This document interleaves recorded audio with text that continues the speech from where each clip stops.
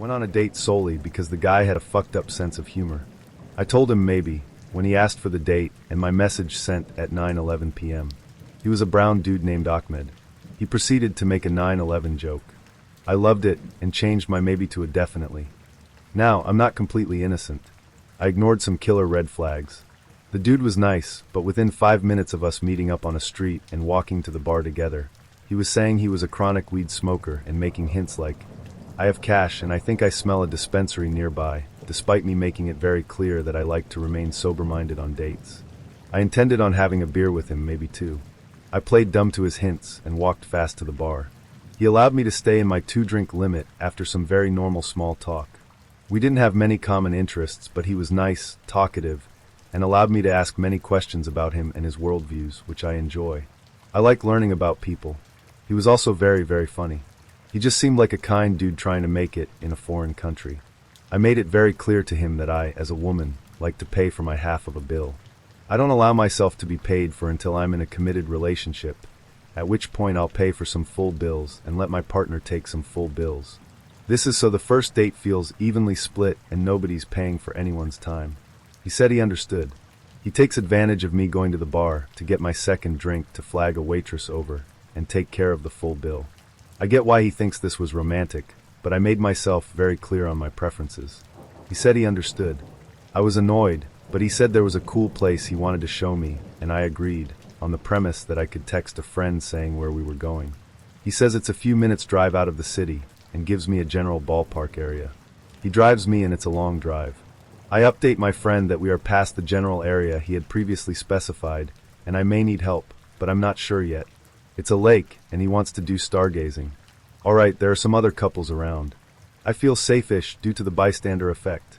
I am at this point just talking to him, and he tries to kiss me. I turn my head away and say, "Oh, I'm flattered, but I'm not there yet. I'm just getting to know you." He proceeds to grill me on what's wrong with kissing.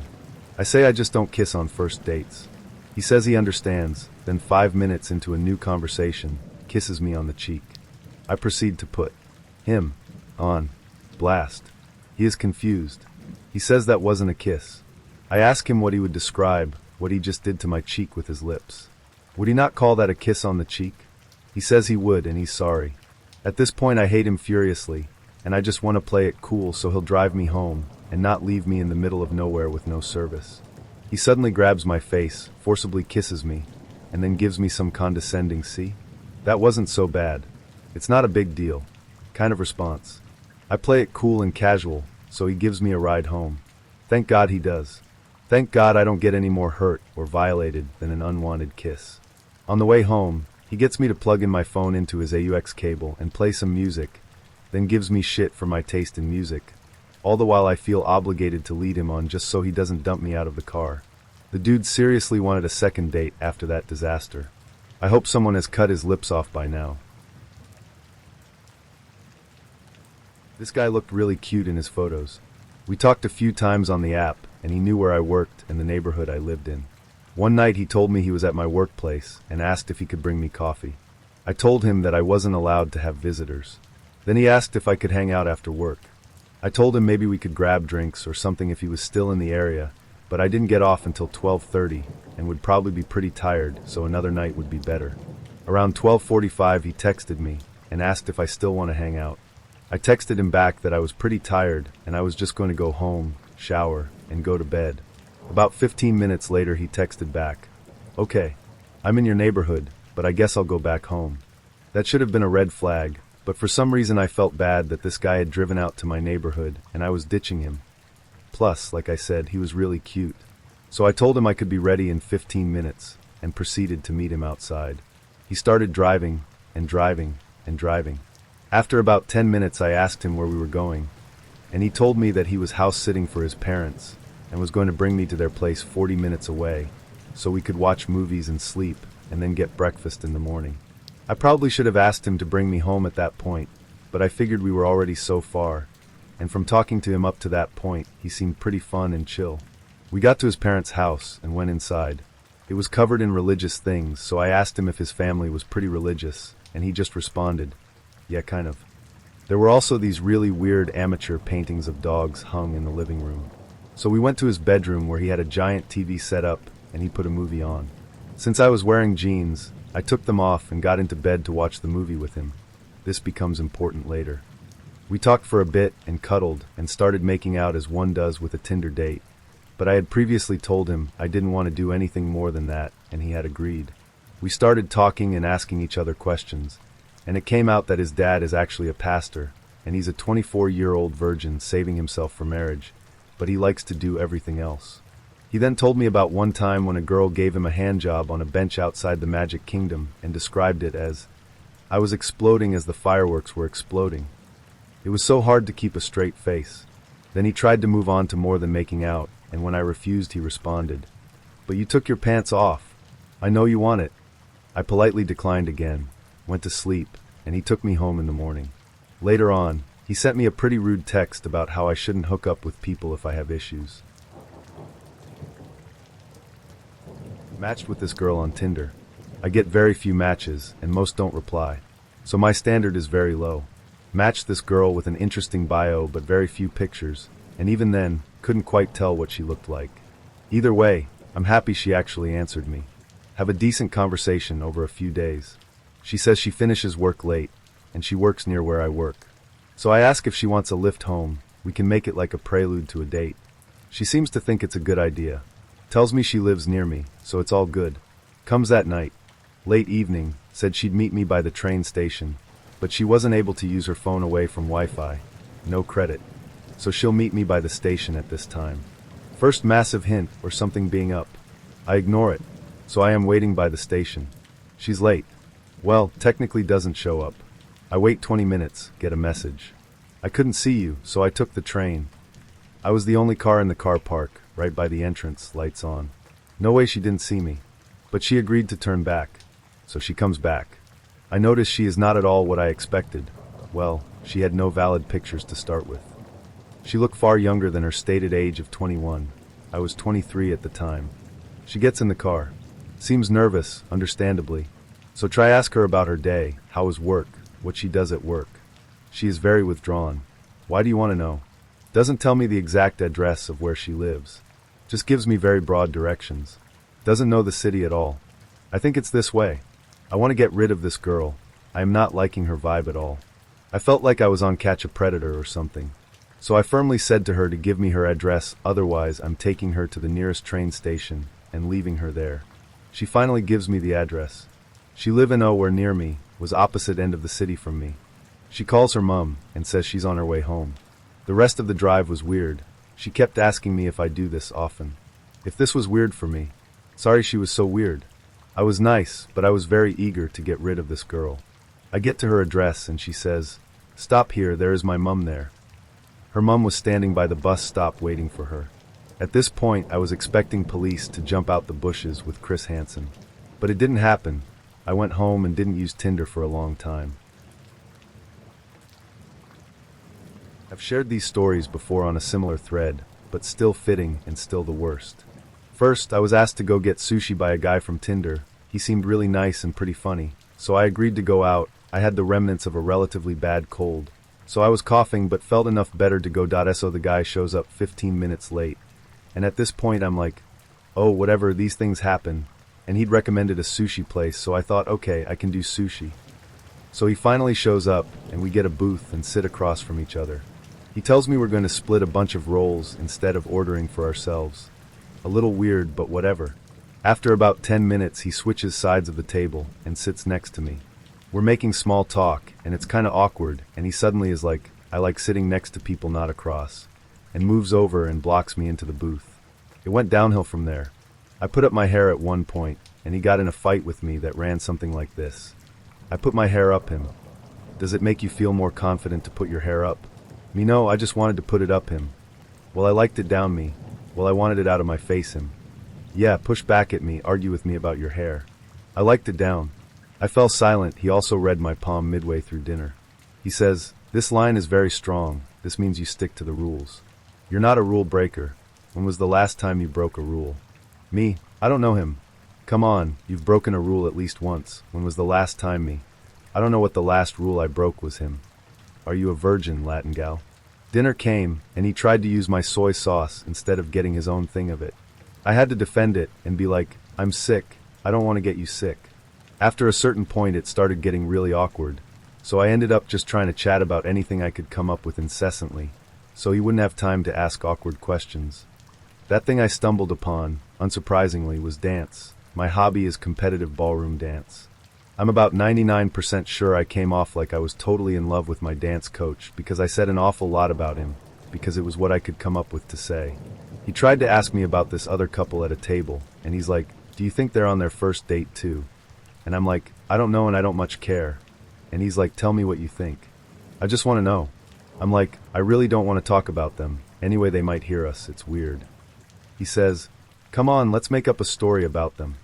I refused. There was this pick one game he wanted to play during dinner, and so you say which would you pick, and on my turn I was like, fork or spoon, he said fork. And joking I was like, what are you talking about? Clearly the spoon is the superior utensil. And he's like, I like this, can we keep playing and just have you criticize all my answers? When the bill finally came, he says, well, it's my policy to always split it on the first date, which admittedly was probably the most normal part of this date, but still I expect you to at least play the check dance with me. Especially if you had 2 cocktails and I had only 1, which he did.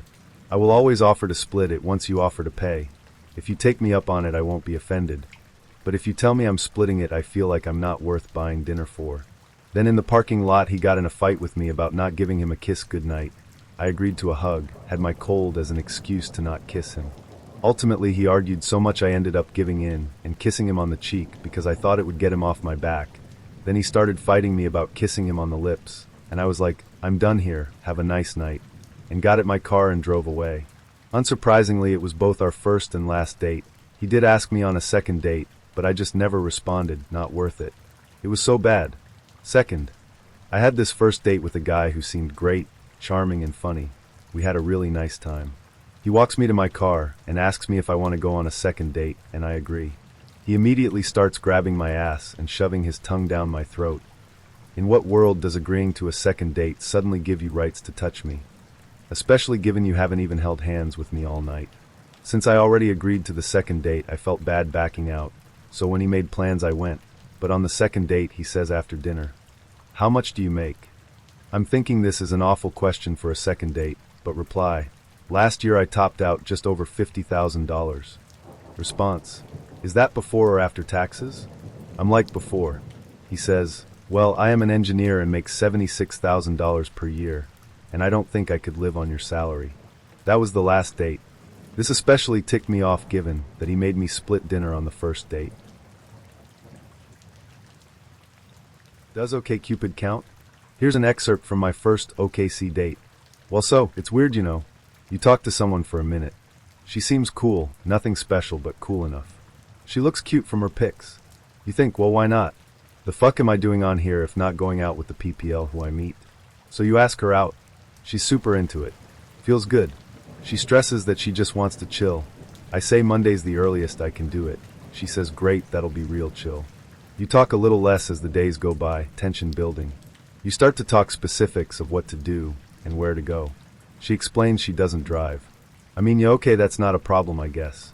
I'll pick you up. But naturally she doesn't want to give a random dude her address.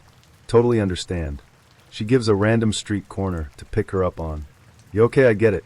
Being a gentleman, I say that I'd hate for her to wait in the cold. Let me get there, then I'll text you. You slap on the clothes you own that seem the most decently presentable. Flex in the mirror a couple times. Clean the FUCK out of your car and head out. You park at the corner. Text her. Then flip through Spotify to be sure your next few songs aren't too hardcore. You see her walking up, and yeah, cool, she looks like her pic. Super petite, hair's different, not better but different. Get out of the car to greet her. Say some joke about it being too cold to be waking. Say hi and sorta reintroduce yourselves for real this time. Fuck it, let's hug. Whoa, that was an awkward hug. Sorry I'm so awkward. Oh, it's okay, I'm kinda nervous too. Get back in the car. Heat's on full blast since she just walked in the cold. Sit there for a second trying to talk, but she won't look at you, just out the window. She's talking and you're getting some laughs, but she won't look at you. Okay, let's head to the movies. Turns out she's a shift manager at Noodles and Company. Oh, okay, yeah, that's cool. How's that? Oh, you don't like it? You've been there 3 years? Oh, you flunked out of school? Oh, well, okay, cool. Let's go to the movie. Oh, you're extremely particular about where we sit. That's kinda cool, I like movies too. It's great to get real into the... What are you doing? Oh, you like to try out different seats before picking one? Cool, yeah, you're super dedicated to the experience. Watch movie. Something smells funny, but cigarettes have dulled my senses. Also, I can't pinpoint what the smell actually is. Already over whatever this is. Leave movie. Well, that was fun. It's so cold out, and that movie kinda drained me. Still wanna get food? You do? Okay, let's go. Oh, you're super particular about food? No Mexican, okay, no problem. Oh, no Asian either? Okay, well, we're passing Carytown. How about the Portrait House? Never been. Okay, I remember it being cool. Get inside. Totally empty. Sit down. The menus are different and say the Nile in huge letters. Flip through the menu. Seems weird, but just decide on something with beef in it and start looking at the beer menu. Notice she is frantically searching the menu. Yeah, the menu is different than when I last came. You able to find anything you like? No. Why not? Oh, no spicy food. Oh, like no spicy whatsoever, eh? Okay, well, let's ask the waiter. Hey, how are you? What's your least spicy item? Ugh. The Portrait House has new owners? And it's all Ethiopian food now. Cool, that's interesting. Oh, all Ethiopian food is spicy? Interesting. Okay, we'll need some more time. Still not looking at me. Not even looking at the menu. Just looking down and pouting. Hey, I remember from your profile, you really like French fries. New York Deli across the street has really good fries. Wanna go there? Silence. Yeah. Okay, it's alright. Let's go. Get to deli. Totally empty. Sit at table. She starts acting weird. Hey, you okay? It's just... I work in hospitality, and there's no one here, but those 2 tables over there are still dirty. It's ridiculous. Oh yeah, totally. I worked in a restaurant, and... It's just they shouldn't do that. I have 5 roommates, and I get mad when they leave dirty silverware in the sink. Oh wow, 5 roommates? That's cool, always have someone to hang out with, I guess. Make decent casual conversation as she scans the menu frantically. I don't even look at it. Waiter comes over, and I order a beer and an Italian sub. She gets a Sprite, then explains in awkward detail how she wants her well-done burger with only lettuce and cheese to be. Great, I'm glad you found something you like. Make more conversation. I'm keeping her talking. At this point, I don't even know why I'm bothering. Beer comes. I can't drink beer or wine. Oh really, that sucks, Yeah, they just taste like fermentation. Really? What does fermentation taste like? And wine is just rotten grapes. Huh, I hadn't thought of it like that, but that's a valid point. Internally, my eyes are rolling around like they're in a washing machine. It's just, I don't get acquired tastes like why would you force yourself to like something that isn't good? Not wanting to start some kind of debate that I'd get out of hand on. Totally. I just like beer from the get-go, so I know why PPL force it on themselves. Food comes. I eat a fry. She picks one up. Looks at it. Takes her glasses off. Looks more. Brushes the salt and pepper of it. Takes a bite. They're okay. Good, glad we found some food that works for you. Stares at her burger. Picks it up. Pulls a piece of bread off that has a tiny burn in it. Since we just left that other place, I'm gonna pretend that's a char mark and not mold. Well, I mean, it's totally from the burger. That spot was right under the meat. Maybe. She takes a bite. Chews, ponders, swallows.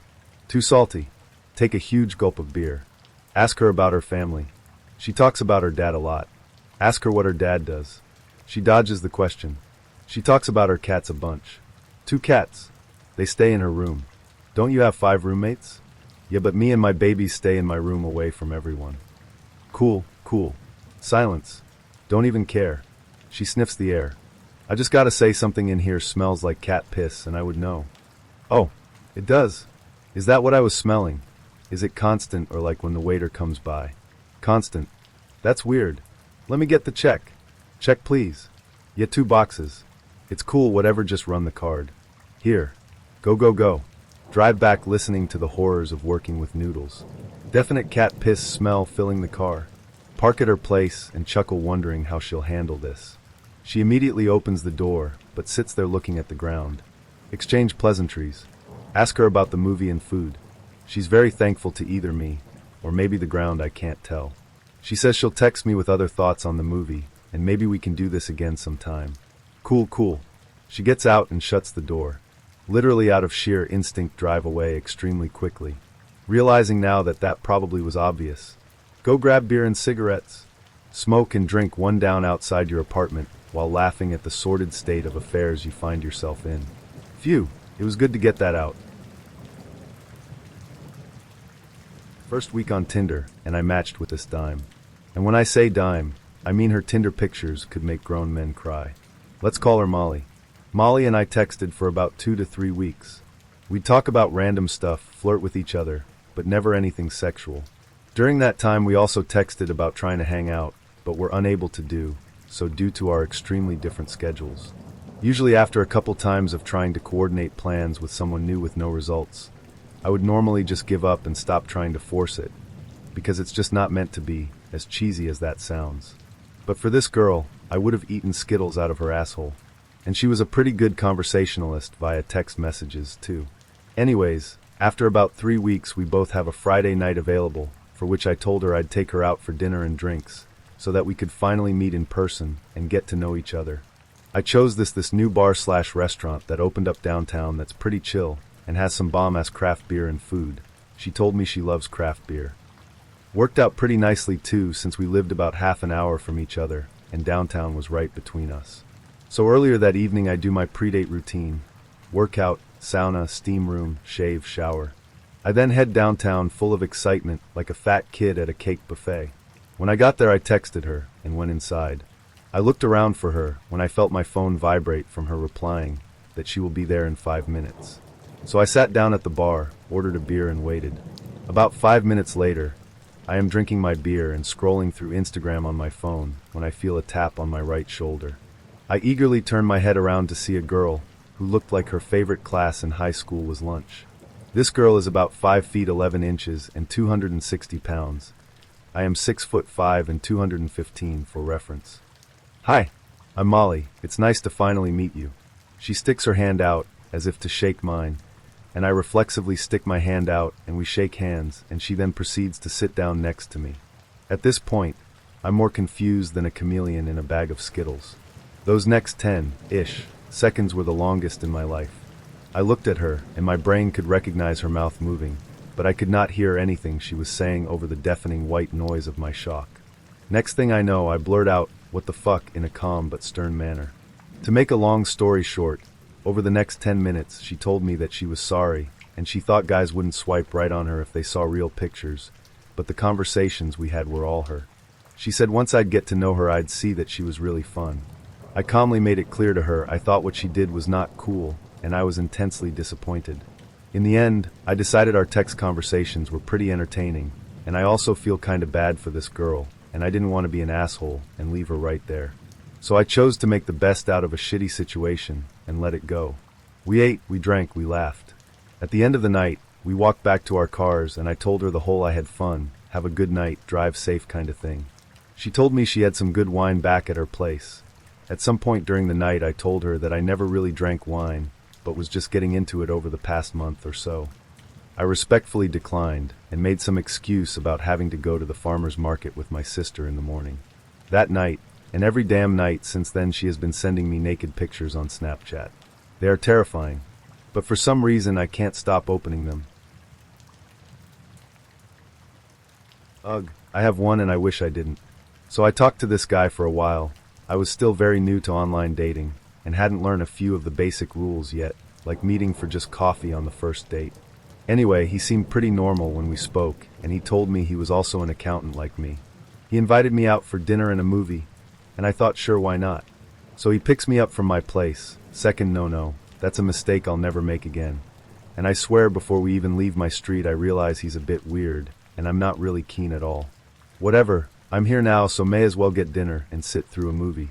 In the 20-minute drive there, he tells me about his job, which sounds absolutely nothing like accounting at all. Like he doesn't even know what an accountant is, his dating history, and his last girlfriend, who he had dated for 3 whole weeks, who was an alcoholic, still spoke to her ex and brought her kid along to their romantic weekend away. So for dinner, he takes me to the drive-thru of McDonald's. Not even the walk-in, the drive-thru. He then informs me the movie we are going to see is actually a movie marathon of the last 3 Fast and the Furious movies. Oh, and it's also at the drive-ins, fuck. At this point, I'm wondering how the hell I'm going to get out of this. So we drive from McDonald's to the drive-ins, which is only about 10 minutes away. Before we even get there, he's told me about how often he and his ex used to have sex, and asked me in my relationships how often I had it. Obviously, I told him I didn't want to talk about that stuff on a first date. I'm thinking, get me the fuck out of here. The movie starts, and I'm practically leaning out of the window to stay as far away from him as I can. He puts his hand on my leg, and I push it off, and he says, "What? I'm not gonna finger you, babe." I'm seriously considering just making a run for it, but I had no way home, and I had just moved to my city, so I didn't know anyone to call to come and get me. After awkwardly sitting through 2 of the 3 movies, I tell him it's late, and I need to go home 'cause I have to work in the morning. I didn't, and he says no worries, he'll take me home. So on the most awful drive back to my house, he tells me he's had a great time, and asked me if I want to be his girlfriend. Thinking I better just say yes so he doesn't ditch me in the middle of nowhere, I say, "Yeah, maybe, let's see how it goes." And he says cool, next time he'll take me to meet his mom and dad, then tells me about how his mom bought his ex of 3 weeks a really expensive diamond bracelet, and how she never gave it back when she left, and how much of a bitch she was to his mom. Finally, we pull up in my street, and I practically run out of the car saying thanks, talk to you later, bye, and bolt into my house. I immediately block him and remove him from Facebook and Tinder, mistake 3. Thinking thank God that's over. He messages me not even 15 minutes later asking why I blocked him. I try politely to say that he's way too full on, and I'm not interested, and he replies with a tirade of "This is the 3rd date this week that's gone wrong," and direct quote, "Fine, I guess I'll go fuck 17-year-olds. I'm never dating again." The kicker? He messages me on Facebook again a few months later with, "Hey babe, what's happening?" And when I reply with, "Are you kidding me?" he's like, "What? We haven't even met, yet why are you being a bitch?" To which I tell him that in fact I had the distinct displeasure of being stuck in a car with him for over 6 hours, and to never message me again. Sorry it's long, but I'm really glad to get that off my chest. Ugh, I have one and I wish I didn't. So I talked to this guy for a while. I was still very new to online dating, and hadn't learned a few of the basic rules yet, like meeting for just coffee on the first date. Anyway, he seemed pretty normal when we spoke, and he told me he was also an accountant like me. He invited me out for dinner and a movie, and I thought sure, why not? So he picks me up from my place. Second no, that's a mistake I'll never make again. And I swear before we even leave my street I realize he's a bit weird, and I'm not really keen at all. Whatever, I'm here now, so may as well get dinner and sit through a movie. In the 20-minute drive there, he tells me about his job, which sounds absolutely nothing like accounting at all. Like he doesn't even know what an accountant is, his dating history, and his last girlfriend, who he had dated for 3 whole weeks, who was an alcoholic, still spoke to her ex and brought her kid along to their romantic weekend away. So for dinner, he takes me to the drive-thru of McDonald's. Not even the walk-in, the drive-thru. He then informs me the movie we are going to see is actually a movie marathon of the last 3 Fast and the Furious movies. Oh, and it's also at the drive-ins, fuck. At this point, I'm wondering how the hell I'm going to get out of this. So we drive from McDonald's to the drive-ins, which is only about 10 minutes away. Before we even get there, he's told me about how often he and his ex used to have sex, and asked me in my relationships how often I had it. Obviously, I told him I didn't want to talk about that stuff on a first date. I'm thinking, get me the fuck out of here. The movie starts, and I'm practically leaning out of the window to stay as far away from him as I can. He puts his hand on my leg, and I push it off, and he says, "What? I'm not gonna finger you, babe." I'm seriously considering just making a run for it, but I had no way home, and I had just moved to my city, so I didn't know anyone to call to come and get me. After awkwardly sitting through 2 of the 3 movies, I tell him it's late, and I need to go home 'cause I have to work in the morning. I didn't, and he says no worries, he'll take me home. So on the most awful drive back to my house, he tells me he's had a great time, and asked me if I want to be his girlfriend. Thinking I better just say yes so he doesn't ditch me in the middle of nowhere, I say, "Yeah, maybe, let's see how it goes."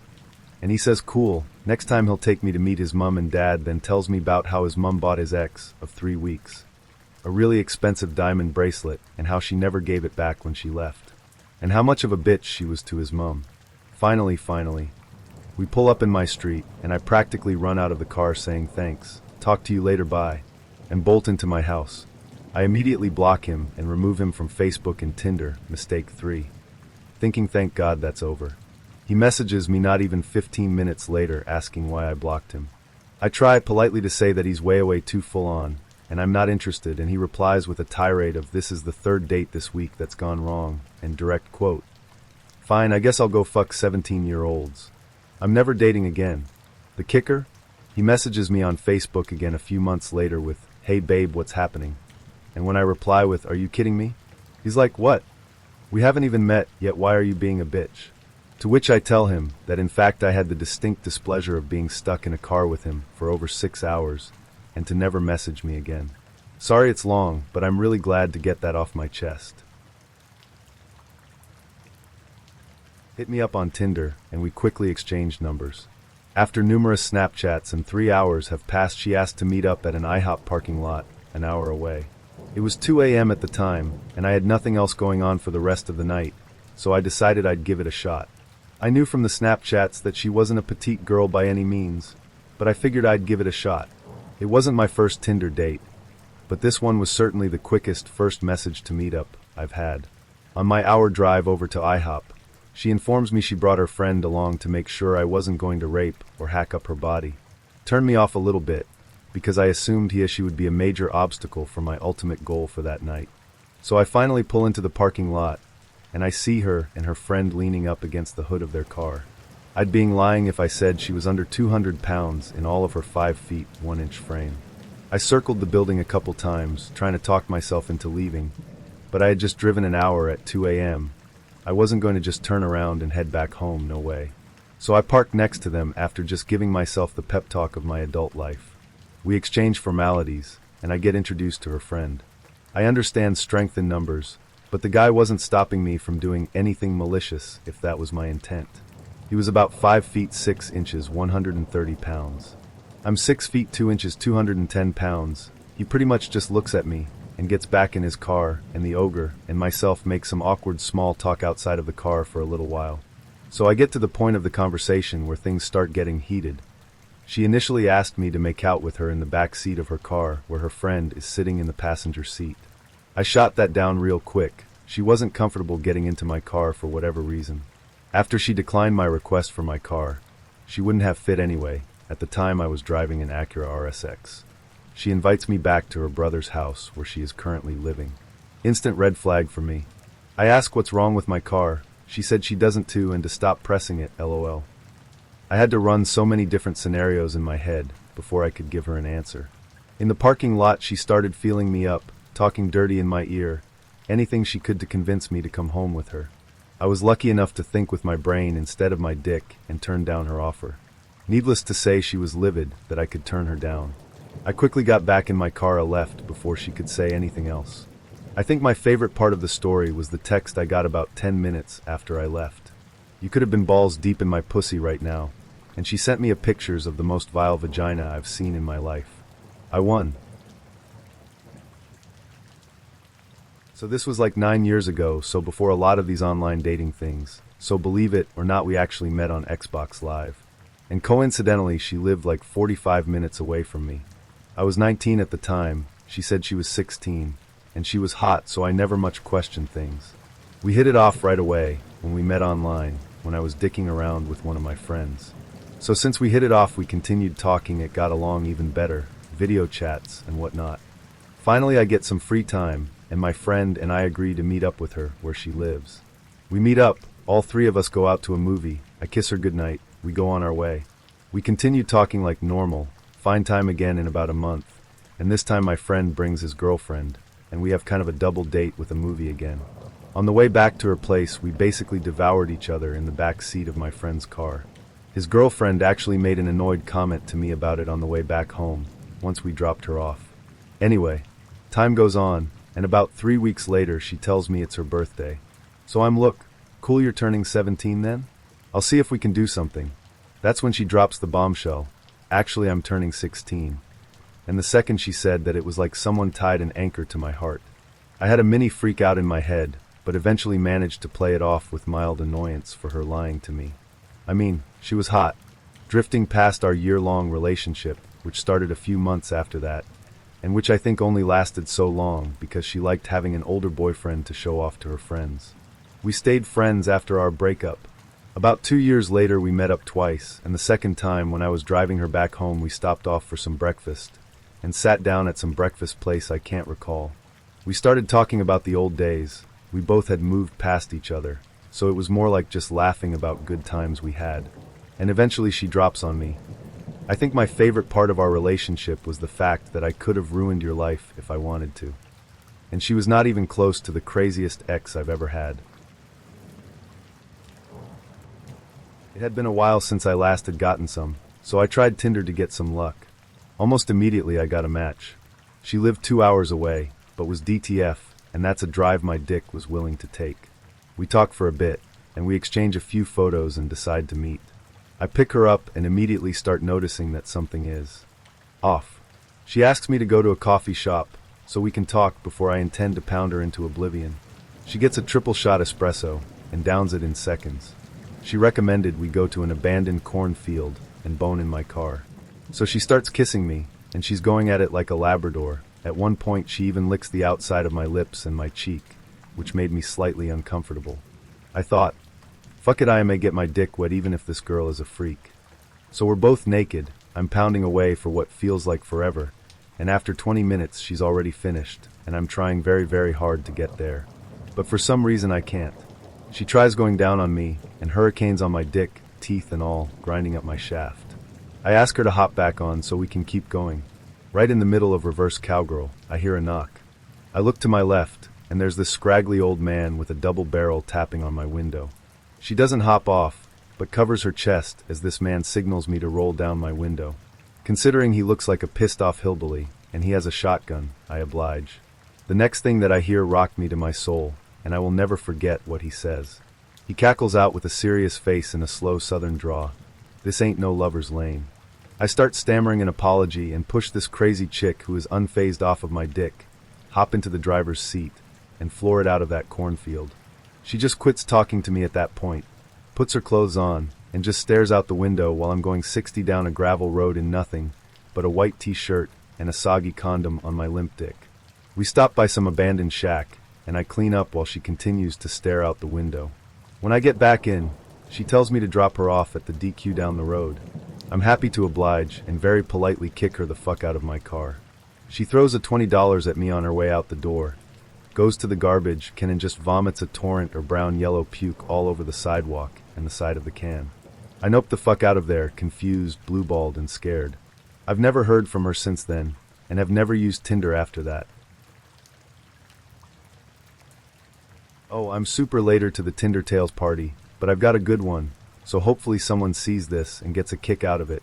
A few years ago, I get out of a bad relationship and immediately jump into online dating as a distraction, because of course. Day one I pair off with a girl who looks just like my ex.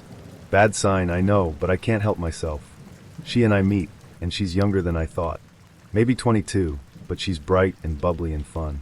So instead of grabbing coffee, I go all in and ask her to come get dinner. We split a burger, we're chatty, everything's great. So afterward she says let's go party at a bar. Awesome, this is going really well.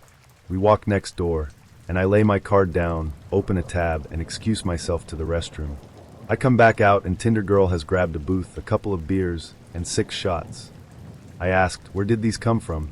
And she says, oh, I thought you wanted to party with me, winky face. I'm pretty inhibition-free, so I downed 2 of the shots, and the look in her eye went from sweet and bubbly to tiger stalking prey. So she follows suit and downs 2 shots and most of her beer. Then she inhales the last shot and tells me, your turn.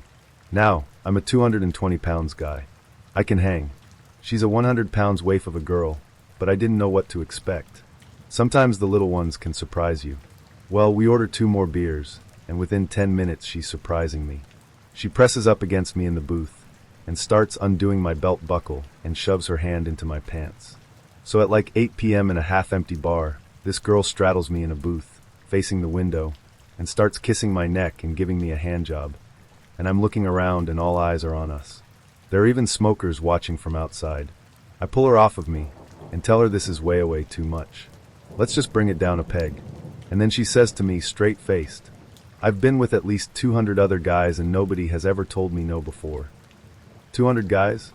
Listen, I'm all for enjoying yourself, but that I can't get with. Not on a first date. Not with my dick just moments ago in your hand. So we're both pretty drunk at this point, and I tell her I have to leave. This is way too much way too soon. I walk outside, and she is right behind me. I'm hailing myself a cab, and she grabs me and says, "Where do you think you're going?" I told her, "Home. I've had enough for tonight." Then she tells me, "I'm coming with you. I live in Long Island, and I don't even know how to get home from here." WTF?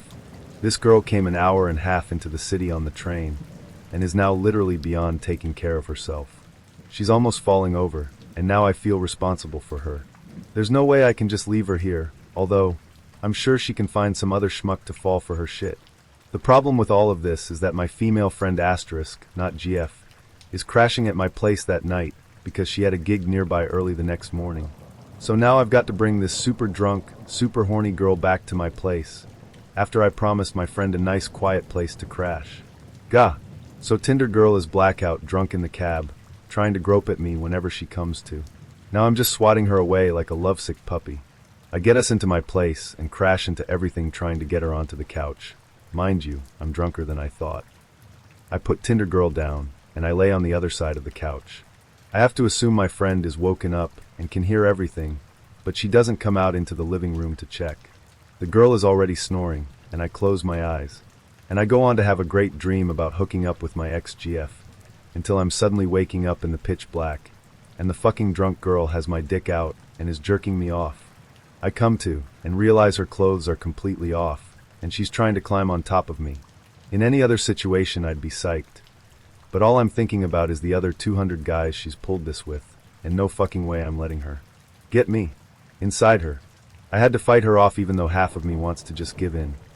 But she's 100 pounds, and it's laughably easy to push her still drunk, tiny, naked ass off of me. I pull my pants up, and she crumples to the other side of the couch and starts sobbing. She tells me, "You don't understand how hard it's been since my husband left me. I miss him so much. I just wanted you to fuck me. Why is that so hard? Husband left you? You're 22. WTF is going on here?" And of course, this is when my friend comes out of the bedroom. At 4 a.m., with a sobbing drunk, naked, 100 pounds girl on my couch. And my friend asks me, "What did you do to her?" I brought my friend into the other room and explained, but I'm sure it just sounded like, I fed this girl shots and brought her home, and she's sad because I keep letting her touch my dick. So my friend tells me, "I thought you were better than this," and leaves early for her gig. So I take my clothes off, crawl into my now free bed, and of course, drunk Tinder girl climbs in riot behind me and starts spooning me. We're both defeated and exhausted, and a little hungover at this point, so we both settled for middle ground. We made out for a while, and she didn't try to rape me, and we both fell asleep. The next day, the bright bubbly girl from the night before is back in her wits, and says, "Let's go get brunch." Yum, and grabs my hand to pull me out of bed. I got dressed, walked her downstairs and outside, and then immediately turned around and walked back inside and left her out there. And we never spoke again. The night I first met Emily, it felt like the universe had finally thrown me a bone. Her photos didn't do her justice. She was stunning, the kind of beautiful that makes everyone else in the room fade into the background. But it wasn't just her looks. She had a spark, a confidence, and a way of making you feel like you were the only person in the world she cared to talk to. I'd been on enough dates to know that kind of chemistry doesn't come around often, or ever. Our date was straightforward.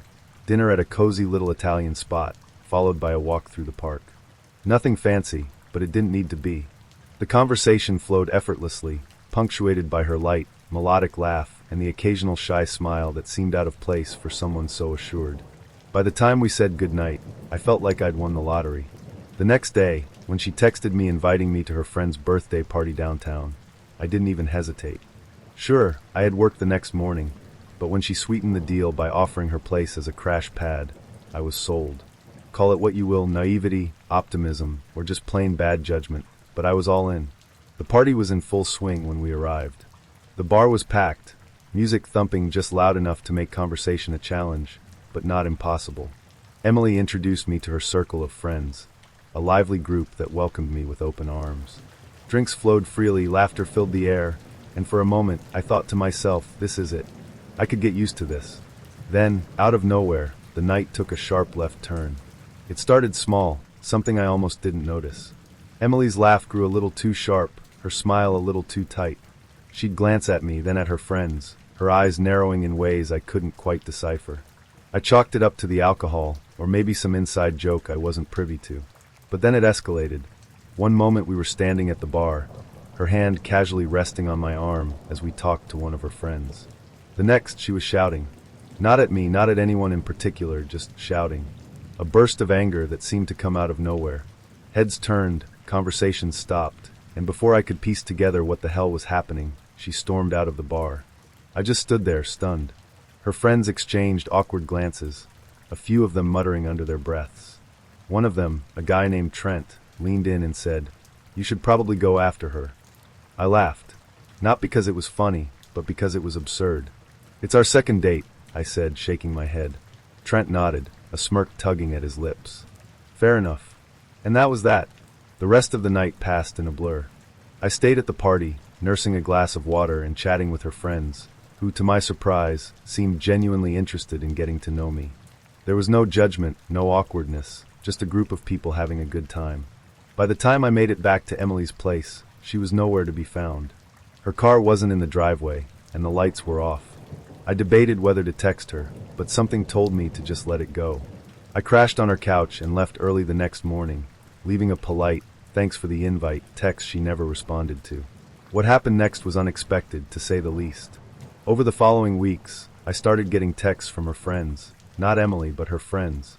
They'd invite me out for drinks, trivia nights, and the occasional backyard barbecue. At first, I felt weird about it, like I was betraying some unspoken rule of dating. But they were persistent, and honestly, they were a great group of people.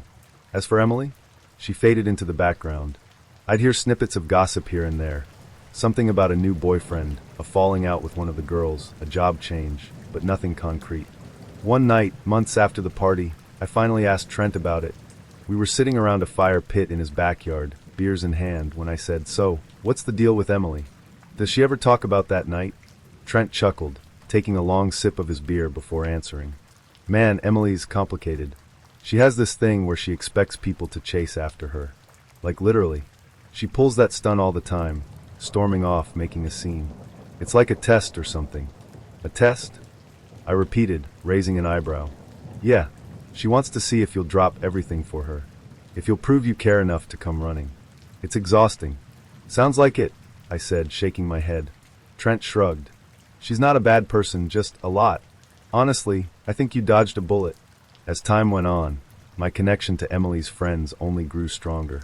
We became a tight-knit group, the kind of people you could call at 2 a.m. when your car broke down or when you needed someone to talk to. They never brought up Emily, and neither did I. It was as if she'd been erased from the narrative, a footnote in a story that had taken on a life of its own. But every now and then, late at night when the world was quiet and my mind wandered, I'd think about her. About that night at the bar, the look in her eyes as she stormed out, the way she'd captivated me on our first date.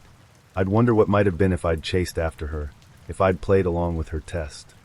And then I'd remember the laughter, the camaraderie, the friendships I'd gained by staying put. In the end, I realized some people come into your life like fireworks, dazzling, explosive, impossible to ignore. But fireworks are fleeting, burning out as quickly as they appear. Definitely the weirdest, but still was enjoyable, and we're still kind of friends to this day.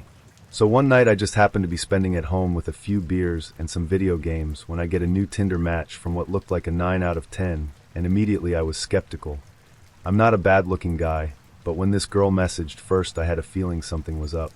She was very friendly and almost instantly invited me out to a local gig that was due to start in about an hour's time. I was in a Skype call with one of my friends at the time and was narrating the conversation to him, and he said, "Fuck it, just go and dip if nothing happens." So I thought, fuck it, why not? I was already a little buzzed, and the bar the gig was at I was a fan of. So I get there pretty much bang on time with nobody in sight. Thought, alright, fuck it, I'll have a beer, and if nobody comes I'll just head home. Only a 5-minute walk away. She messages apologizing that her friend took too long to get ready, and they're on the way. Sure enough, they both show up and lo, and behold, she looks exactly like her pictures, which honestly shook me even more. Turns out I actually knew her friend too, and had been to a few parties with her previously. Everything's going great until we're outside at one point having a smoke, and she's getting real touchy-feely, which is great, and all but still has me confused. Now I don't know how to explain this next bit properly without giving away names, but I'll do my best. Essentially, she says that her name is short for a more masculine name, which I thought was odd, but I have a pretty weird name too, so no biggie. Still have warning signs going off in my head non-stop, but keep suppressing them. After the gig, we decide to go to a local bar with a mechanical bull, since none of us had actually ridden one before, which was a good load of fun, until it was the date's turn to get up, where she managed to flash myself, and a lot of people waiting for their turn, and I shit you not, all I saw was a package bigger than mine. Now, I didn't want to freak out on the spot since it wasn't really a big deal, but I just had never encountered this kind of situation before, and I just didn't know how to process it. I ended up hitting her up about it right after, and she responded with, "Yeah, I thought mutual friend told you." I laughed and said pretty sure I would have remembered that tiny detail. All in all, afterwards she was understanding, and we all had a good laugh about it. Mutual friend thought it'd be funny to not tell me, which I guess in the end it was. They're pretty cool people that I spent a decent amount of time going to parties with after. But after that night I went home and immediately started to unwind with my buddy over Skype, and I had a few issues for the next few weeks just second-guessing myself whenever I saw a good-looking girl, thinking, shit, what if that's a dude? My friends still take the piss out of me for this to this day. I meet a girl on Tinder. I think I won her over with my jokes about loving dirty socks and old Greg. We talk for a while and finally decide to go to a lake. We both love nature. We go meet, hug, and sit down on a blanket by the lake. We talk for a bit. After about 10 minutes, I hear a splat. She looks down and laughs. I look down at her leg. There, sitting there on her right leg, is a big, white, pebbly bird shit. I ask, "Did a bird just shit on your leg?" She says, "Yes," and laughs again. Before the date, we promised no bullshit. We must be ourselves. I don't think before I catch myself wiping the bird shit off her leg with my hand. I go to the lake, wash my hand off, and go sit back down. We have a little laugh, talk for another couple hours, and decide to call it a night. We go back to our cars, and I go to give her the goodbye. I wasn't sure if I should give her a hug or kiss at this point. I didn't want to be invasive. As I'm hugging her and thinking about the kiss, I start to get a boner. I start to regret the decision to wear athletic shorts. I think I have two options: turn around after the hug and walk back to my car, try to conspicuously tuck the boner into my waistline of my athletic shorts, and go for the kiss. I go for option 3. I'm getting a boner, I can't keep hugging you. We laugh. I hug her again and say, "I'll talk to you soon." We promised we'd be honest. But on my way back to my car, I just keep thinking, shit, too honest, too honest. I turn on my car and wait to see if she's going to leave first. Then she gets out of her car and walks towards me with something in her hands. I roll down my window. "You forgot the banana bread I made you." I couldn't believe I made her come back to the awkwardness to make her give me the banana bread she made for me. I take it from her, we both still laugh a bit about the boner thing, and I put the banana bread on my passenger seat. Then, and this is the part one still can't believe, she leans in. We kiss. A gentle, small, but amazing kiss. She walks back to her car and drives away. I do a couple fist pumps and then drive home. On my way home, I start to question what the fuck just happened. So much about myself to doubt, but so much greatness to it. What just happened? I'm driving home, and Bohemian Rhapsody comes on. I have a Wayne's World moment. I will not let you go. Fast forward 3 months. We're still talking. I saw her tonight. We went to a creek again. We have gotten poison ivy from each other, been camping, shared great music. It has all been so great. I don't ever want to leave her. When we look back, she says I won her over when I wiped the bird shit off her leg. Needless to say, that bird was my wingman. Met a guy on Bumble when I was in college and chatted for a few days. He asked me out on a date and wanted to take me to a cocktail bar. I declined that spot as I'm not a drinker, also why a cocktail bar on first meeting. Said he'll find something else. Day comes and he demands my address to send an Uber. I declined, said I'll drive myself. Obviously for safe measures, if something went wrong I would be able to leave when I wanted. He insisted and demanded I not bring a car. I was annoyed and sent an address down the street from me and waited there to be picked up. I got dolled up and hoped for the best. Unsure where the destination was, the Uber stops and lo, and behold, it's the damn cocktail bar that I said no to. My mood went back down instantly. I walk in and call him to see where he is, and he tells me he's not there yet. He lives down the street, so he was going to get ready and walk when I arrived. Once again I was annoyed. It took him about 10 to 15 minutes to walk to the bar. He walks in in his gym attire. Some super short-ass shorts and an old tee. He mentioned he came from the gym like an hour ago and was chilling until the date. I was once again annoyed and at this point lost interest that he didn't bother to even change. The menu is handed over, and of course I don't look at it cause I don't drink. He asks what would I like it's on him. I repeat again that I do not like drinking. He acts surprised as if we didn't have this conversation prior to meeting when I had declined the initial offer to meet at a bar. Mind you, this cocktail bar was a themed one. The menu was full of cocktails based on local things like the college or characters, etc. The only food on the menu was like some bread and charcuterie board type foods. I wasn't interested. Anyway, we're in there for about 15 minutes as he ordered 2 drinks, one for himself and me. I took a small sip and then watched him down both small glasses. We then leave. He asks me if I want to go back to his place. I say no. He then asks why. I say 'cause I don't want to, and we don't know each other well. He then says, okay, let's go see a movie. I say sure, a movie won't hurt, maybe I'm overreacting. He calls an Uber. We get in. The ride lasts about 5 minutes. I know that there is no movie theater this close. The Uber pulls into an apartment complex. My heart drops. I'm over it. We hop out the car, and he pulls me through the lobby. I'm making a sour face, and he questions me. I tell him that I made it clear that I did not want to come to your apartment. He says his apartment has a huge TV room, and he'll put on a movie for us to watch. That's not what I was expecting when he said, let's go to the movies. Now I'm really regretting not having my car on hand. I reluctantly sit in the TV room, and he puts on some kiddie YouTube show. He likes Engrossed in it. I'm confused. He then tries to turn my face for a kiss, but is constantly distracted by the YouTube show staring at it while trying to pull me closer. As I keep pulling away, he asks why I won't let him kiss me. I say, why should I? I don't know you. He's offended now and storms out. I see this as my chance of escape, so I run out after a minute and head down the first staircase I see.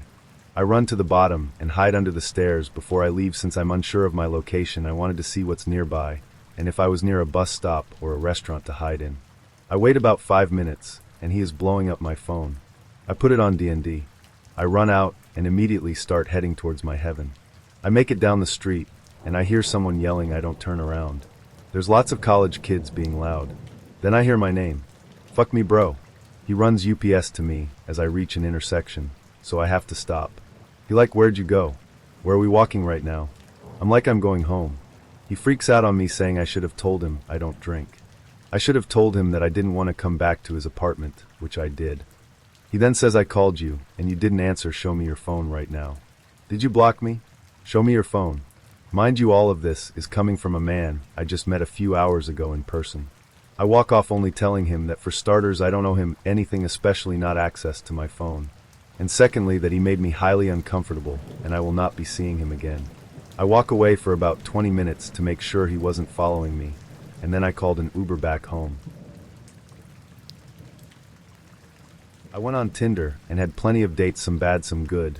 I met my amazing girlfriend on a different dating site, but before that, Tinder was my hunting ground in the dating scene. I met one genuinely crazy chick. We were talking pretty decently. I used to definitely feed women what they wanted to hear. So I was saying I wanted a meaningful relationship with someone, and not to just mess around, partly true. We talked quite a lot, and she invited me to stay at hers on the Saturday. I actually had another date on the Friday that became an overnight venture, so I was quite tired in the morning, and had to rush home, get a proper wash and change clothes for my second date. It was a fair trek, so I got the train, and then a bus, like a 50-pound return. I got there and was greeted. She was quite pretty, but her pictures were from a few years prior. We get talking. She's tidied her apartment nicely, let me put my things down. Then we went out for a quiet drink. We go to this dive of a bar she knows, and instantly she knows this older couple, and she introduces me as her fucking fiancé. I'm like, that's fucking weird. Then she's just talking to them about our future, and how crazy we are about each other. As the night gets later, there are tons of people she knows here now, and I'm like, WTF is going on? People congratulating me on my engagement. Drunk guys telling me not to hurt her, or I'll have to deal with them. I barely get a chance to talk to her. She just keeps getting my pints from the bar. Shit's getting slightly out of hand now, but I'm stranded here now. I have to commit. We end up going to a slightly nicer shithole as a collection of like 30 people, as everyone is saying how good we are together. Her friends talking about wedding dresses and all sorts. Gets to a point I say I'm really tired, so we, to lots of wolf whistles, go back to hers. She strips off and gets on the bed. I'm a guy, so obviously I do the same. And it was like sex was a planned activity. It was like she did oral for 60 seconds. Then was like, "You do me now." 60 seconds later, she's like, "Now fuck me from on top." Moans the same moan every few seconds, then after a couple of minutes, she's like, "Now do me from behind." Carries on the same moaning routine. Then after a few minutes, she is like, "Come for me." And I'm like, "I'm not close." She's like, "Please come for me." After another 30 seconds of trying my hardest, I'm going to bust a nut. And she's like, "Do it inside of me." Red lights and sirens are going off now. So I just bust on her back. She gets a bit stroppy now and asks why I didn't just come inside her like she said. I just said I didn't hear her, and she gets pisses and just goes to sleep. So do I. When I wake up, she does the exact same sex routine like Deja Vu sex, tells me to come inside her again, and I obviously don't. This time she gets super annoyed, storms off, sits in the front room for a while. I just get dressed and look for the next coach away. She walks me down and says bye. I text her saying I had a nice time, being polite. She says she thought I was supposed to be different. She said I was a dick for not buying her drinks at the bar, and she had to buy us drinks. Then she is saying she thought I wanted to get serious. I told her that takes time. You went a little far telling people we were engaged. She starts saying that she is wanting to get married within a few months, so it's best to tell people in good time. I'm like, "What?" She says I'm a dick for not finishing in her. How are we supposed to have a baby if I'm not going to finish in her? At this point, I'm legit thrown back. She talked to me for about a week, wanted me to get her pregnant on the first date and get married before the baby bump started to show. I kindly told her I don't think that's my idea of a relationship and tell her it's not going to work out. She goes off about what is she supposed to tell her friends now, and I'm a massive dick. I quickly block her, but then a few months later she tries to get in contact with me again through a different number and tell me she was pregnant and she lost our baby and she needs me back. I tell her I actually have a girlfriend now. I actually did. And she throws another fit saying that I obviously did want a relationship and I'm just a cunt. I tell her you can't just force a relationship, and she came on too strong with the whole marriage and kids part. She says that she wasn't coming on to hard. I was just afraid of commitment. She would have happily waited a few months before we actually got married. Just as long as her bump wasn't showing, I finished it off by telling her she is crazy and I feel sorry for whoever she ends up trapping. This was my worst experience with Tinder. 2008. Met what I initially thought was a cute and interesting guy in a tattoo shop. Had a brief conversation, he seemed fun, we swapped numbers. Over the course of a week we talked on the phone a few times, texted, during which he seemed smart, funny, well traveled. We set up a date for drinks at a pub halfway between our respective homes on a Wednesday night. He turns up stumbling, reeking of alcohol. I'm immediately turned off but give him the benefit of the doubt, thinking maybe he's just nervous and had a couple of drinks. But as we sit down and start talking, I realize he's not so much drunk as high as a kite. And he drove there. Proceed to have a drink together. I'm here now, right? And he's talking very fast, non-stop. Tells me he has 2 children he never sees, and proceeds to unload bitterly about his ex-baby mama. He keeps leaning in closer, even though I have given no interested signals. His personality is nothing like the phone conversations we have had at all. This went on for maybe half an hour, during which I had 2 drinks and he downed 6 beers. So I go to the loose and come back saying I'm feeling tired and I'm going to head home since I have work the next day. He invites me to come and have a lie down back at my place, giving me the address, and then tells me it is actually a caravan parked out the front of his friend's place, which has everything but a bathroom, so we can just shower in the house the next morning. I decline politely. He offers to walk me to my car. I say no thanks, I'm good, as I'm literally 3 car spaces from the pub door. Proceeds to stumble there with me anyway, then gets between me and the driver's door, still babbling away, and leans in for a kiss. I'm like, okay, let's get this over with fast, or I won't be able to open my car door. Give him the tightest, close-lipped peck and get in the car. He is still leaning on the door and trying to kiss me again through the car window. I'm like, well, gotta go and drive home. During the 30-minute drive home, my phone pings with 3 texts. I get in and read them. They're all from him. Let me know when you get home safe. Are you home yet? Well, I'm thinking, how did this date go? And yeah, I would like to see you again, lol. So I just text back, sorry, but no thanks. Put my phone, old Nokia, it's 2008, on silent on charge in the living room, and go to bed. In the morning, my phone has blown up with missed calls and maybe 30 texts from this clown, which range from, why can't we have a second date, to why won't you answer, to, oh, so you think you're too good for me. Go to hell, bitch. To look sorry, I didn't mean that, but whyy, won't you give me a chance and get to know me? I was stunned. I just ignored all of it. 2008, couldn't block a number like now. And it actually went on for 2 weeks, a few missed calls and a barrage of texts until finally he gave up. What a complete pain in the arse. This took place a while ago, 2015-ish, but I'll probably never forget it. I, around 21 at the time, female, was still fairly new in my city. I had just gotten out of a bad relationship, wasn't in the best place mentally, and didn't know a lot of people in town besides my ex and his friends. I was on a dating/hookup app looking for people to hang out casually with, maybe find a FWB or something. I had matched with a 25-year-old guy, Simon. We talked sporadically in the app for a few days. He explained he was in a band and living in a house with his bandmates. He sent me their music. It was just audio on YouTube with a heavily edited still image of 4 or 5 guys playing rock instruments. One of them looked like him. The music was an interesting combination of styles and not really for me, but whatever, he seemed like a nice enough guy. He stopped replying for a few days, and I figured that was that, moved on. Then one day I was at work and got a message from him saying sorry, he'd been so busy, and inviting me to a barbecue with his friends and bandmates in their yard. He had explained that their band manager was providing them the house to live in. Based on the lack of views on the YouTube video, and the fact I only saw one photo of him playing in the band, I figured he was probably exaggerating the band manager thing. I thought it was more likely something along the lines of a bar manager friend giving them a discount on rent in exchange for being a house band at their bar or something, and didn't think much of it beyond that. Normally I would have just said no to going to a barbecue alone at the home of someone I really didn't know. But I was really bored and figured I might be able to overcome some social anxiety and maybe even make some female friends there since he made it sound like a pretty big party. I put the neighborhood he gave me into maps, and it was a suburban with lots of families as far as I knew. I figured being in a yard on such a nice summer day wouldn't be overly risky because lots of neighbors would be outside. Plus it was just a few train stops away from my workplace, and I was off in a few hours. I did tell him I wasn't overly comfortable with the idea since I didn't know him well, but I would stop by for a bit if I didn't need to go inside the house at all. He said that was totally fine, which made me feel a lot better.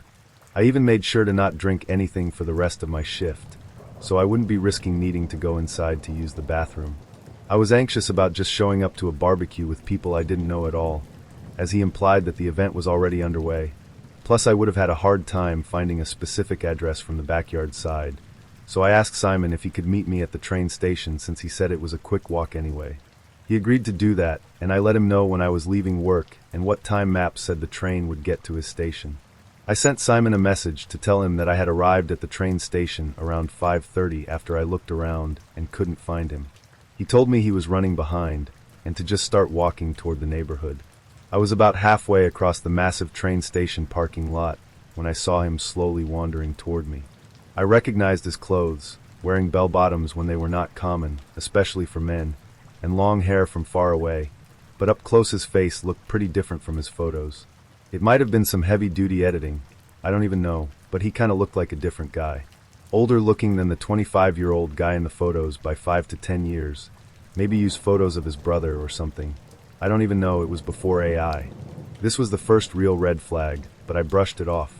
Maybe he's just self-conscious. Maybe he smokes a lot and doesn't wear sunscreen and hasn't taken pictures in a while. All of his pictures looked candid, so I figured he wasn't much of a selfie guy. And besides, I'm mostly here to make friends anyway, so I shouldn't judge his appearance so harshly. He was also clearly already drunk, but a lot of my ex's friends were heavy drinkers, so that didn't seem strange. He's hosting a barbecue after all. The second red flag came shortly after when we arrived at the front door. I reminded him that I wasn't comfortable going inside the house, but he assured me we would just have to walk through to get to the backyard. Okay, fine. It wasn't the kind of neighborhood where you could just walk around the house to get to the backyard. We would have had to backtrack to the main road to go down the alley directly to the backyard. I figured he just forgot what I said about not wanting to go inside and didn't want to cause a bunch of trouble, so I went with it. We got in the house and he immediately closed the door and locked the deadbolt and knob behind me.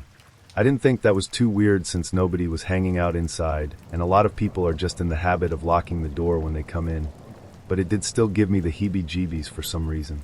Then Simon told me he'd really like to give me a tour of the house. I politely declined and reminded him that I was just there for the barbecue. He said that he and his bandmates had worked really hard to get the house, and he was really proud of it. At that point I was getting really skeptical, because usually when guys would tell me things that seemed a bit far-fetched, they'd let the truth slip by the time they got me to their house. But still, I convinced myself that I was being unreasonable. I was already in the stupid house anyway. He insisted it'd be quick. Not the wisest choice, I know. But I was pretty good at explaining away red flags, so at this point Simon still mostly had a dopey stoner art guy kind of vibe as far as I was concerned. He really didn't seem like a threat, just an insecure oddball who sucks at communicating and fibs a bit. Not unlike my ex, who was definitely emotionally and verbally abusive, but it never escalated past that. I figured at worst he'd get handsy, and I'd get called a prude for not sleeping with him. I didn't have a lot of self-worth at the time, obviously, so I went with it. The tour started pretty uneventfully, other than that the decor in the common areas was obviously chosen by a middle-aged Martha Stewart enthusiast, and not a bunch of guys in a band or their fake band manager. I didn't know if this should make me feel better or worse. On one hand, he was clearly lying, but on the other it made me think it was probably just someone's mom's house, and she was out of town, and he didn't want to tell me he lived at a friend's parents' home and didn't actually have a paying job. Again, total red flag, but I could rationalize it at the time. The bedroom doors were all closed, bathroom was unremarkable. He then showed me the kitchen, and I finally saw through the window that there was nobody in the backyard. There weren't even barbecue supplies around. No burgers thawing on the counter, no cocktail supplies lying around, nothing. I asked him where everyone was and why he lied about the barbecue, and he told me that his bandmates were on tour still. They were just running behind due to van trouble, but they should be back any minute, so we could start the party. I asked him why he wasn't on tour with them if he's in the band. I don't even remember what his answer was to that, because it didn't make any sense. At this point I'm out of mental gymnastics to convince myself that this guy isn't just completely full of shit, and I'm really freaked out. It took me long enough. I'm smarter now, don't worry. I started trying to figure out a way to get out of this situation. I hoped that once he was done the tour we could go outside, even just for a minute, and I'd just leave. I'd been in some sketchy situations in the past, but luckily nothing so bad that they tried very hard to physically stop me when I walked away in a semi-public place. I just wasn't comfortable doing it inside the house. I knew this guy was full of shit, but I had no idea how much worse it would get. I instinctively pretended to believe his bullshit. He offered me a beer. I said no thanks because I had to work in the morning. He said okay and cracked one for himself. Then he wanted to take the tour downstairs. I could see from the top of the stairs that the basement was the dark and creepy kind with really small windows, so I refused. I asked if we could go back outside. He said after the tour. I tried to argue about going into the basement, told him I have a spider phobia, don't like basements, etc. All lies, but anything that wouldn't let him realize that he was what I was afraid of.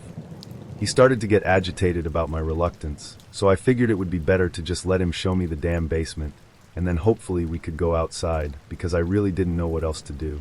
The basement was fairly unremarkable. Couch, TV, elliptical. Until I noticed something that gave me chills.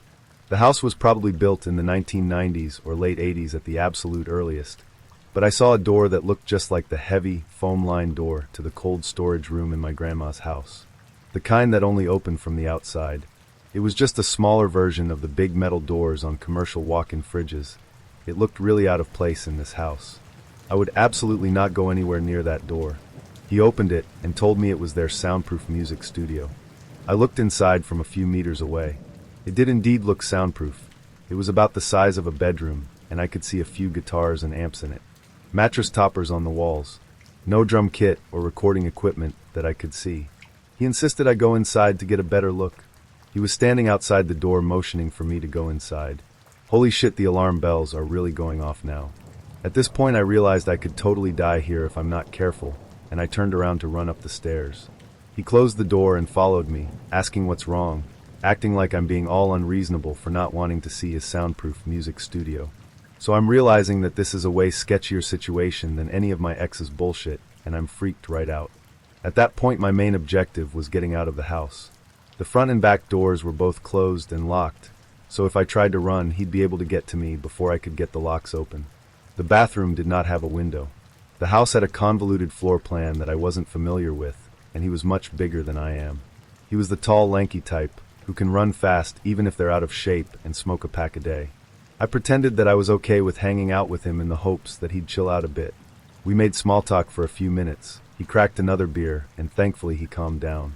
I desperately mentioned yet again that it was beautiful outside, and suggested we go sit in the yard while we wait.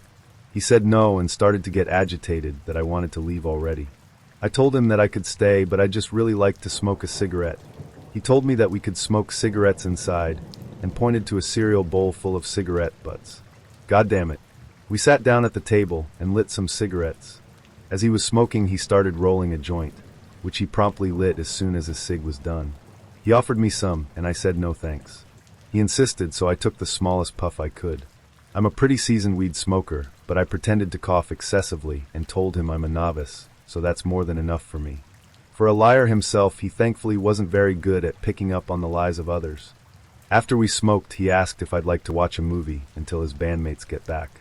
I told him that I was really looking forward to spending the day outside and suggested we go for a walk or visit the park. Ideas he did not like or appreciate. At this point, I was trying to keep as much distance as possible between us, but he stayed close enough to me that I could smell the beer on his breath. He grabbed me by the waist, and then I backed away and asked about the barbecue food to try and change the subject and make him think I still believed what he was telling me.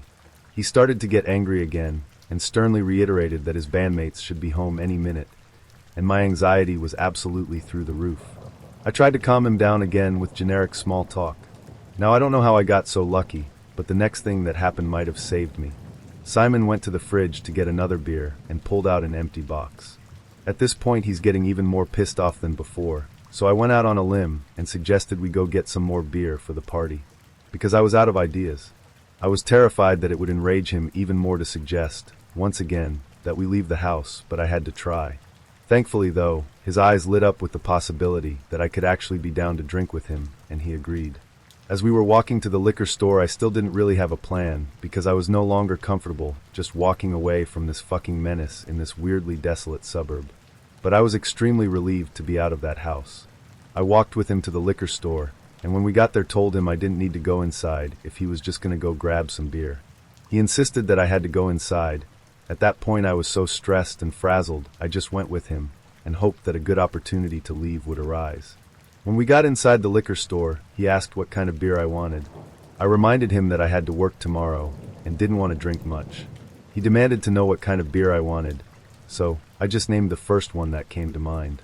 We went to pay. The cashier was kind of an asshole, so I didn't ask for help. I probably should have, but I panicked and didn't. I hoped there might be somebody in the parking lot who might help me if I made a scene, but there was nobody. I really regretted not asking the liquor store guy for help, but also remembered the times my ex told people I was crazy, so they wouldn't take me seriously. Liquor store guy definitely seemed like he would have fell for that, so probably for the best I didn't expect him to help me. I had one last idea before I took my chances just trying to run or scream. There was a drugstore across from the liquor store. I told Simon I had to go buy a toothbrush or some shit that vaguely implied I might stay over. He eagerly agreed to this, but tried to follow me into the store. I told him that you're not allowed to bring beer into a drugstore. I don't know if that's even true. I really doubt it's any kind of law, but luckily this drunk douchebag believed it and agreed to wait outside. Now, my naive ass thought maybe I could just wander around in this drugstore for long enough, and he would either get the hint or get sketched out or bored and leave. But no, I must have wandered around the store for at least half an hour, and this jackass is still just standing there staring in the window. This creep didn't even have his phone out.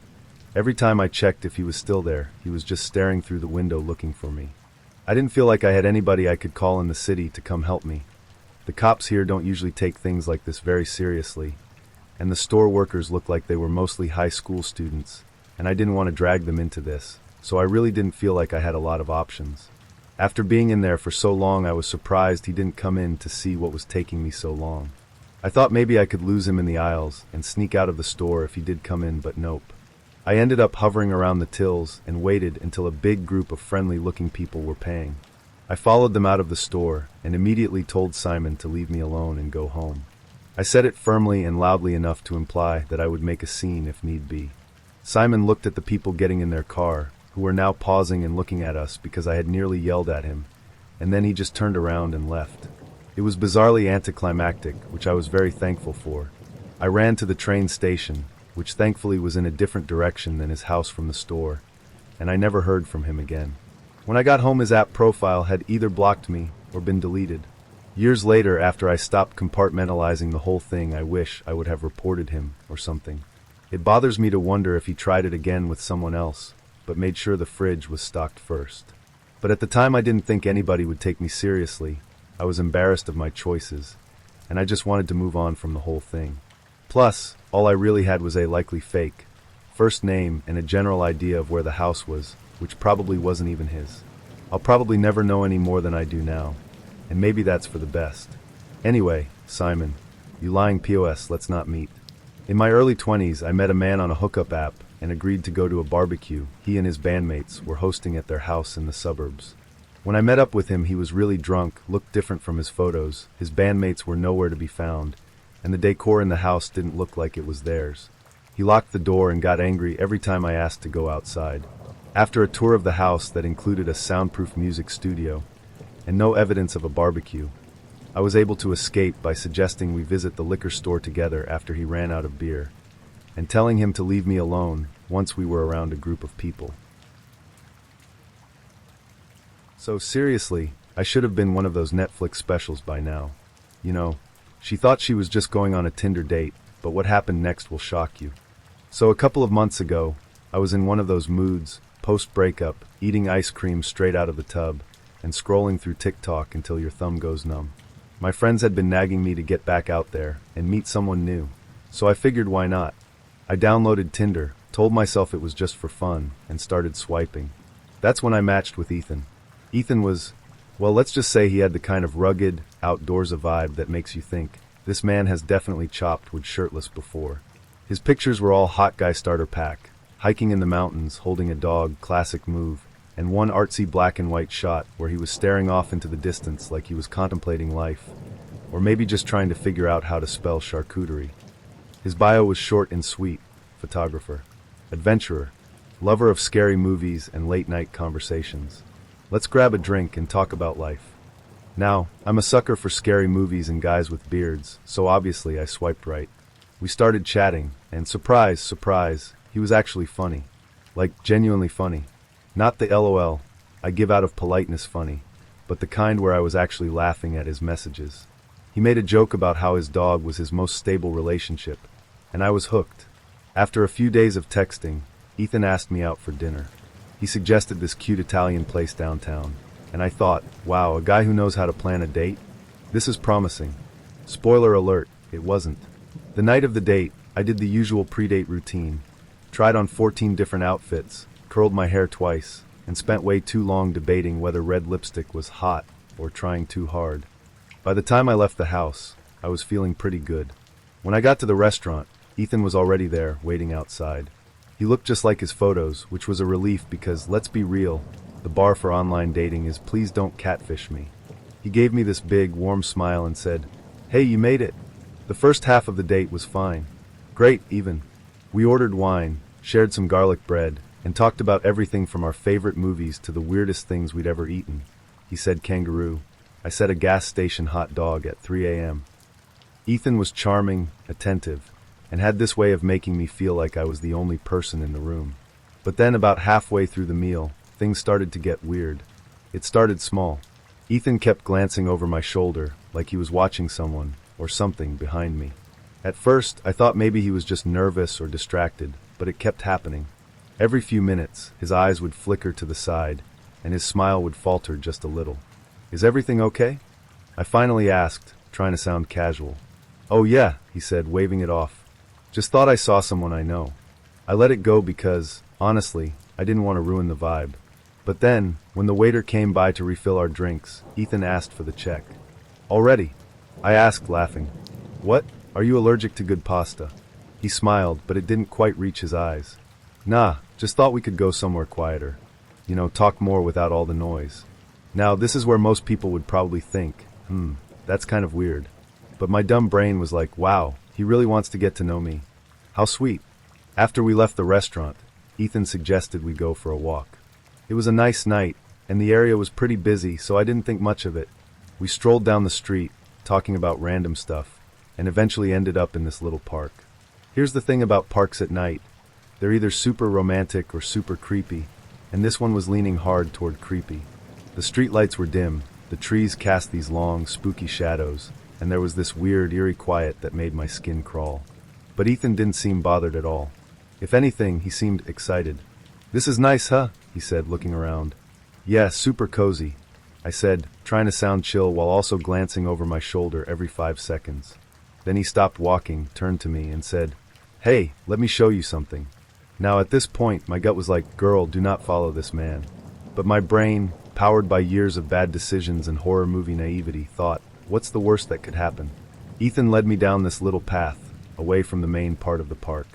The further we went, the darker it got, and the more I started to regret every life choice that had led me to this moment. "Where are we going?" I asked, trying to keep my voice light even though my heart was pounding. "You'll see," he said, flashing me a grin that, in hindsight, was way too confident. We finally stopped in this clearing, and Ethan pointed to something on the ground.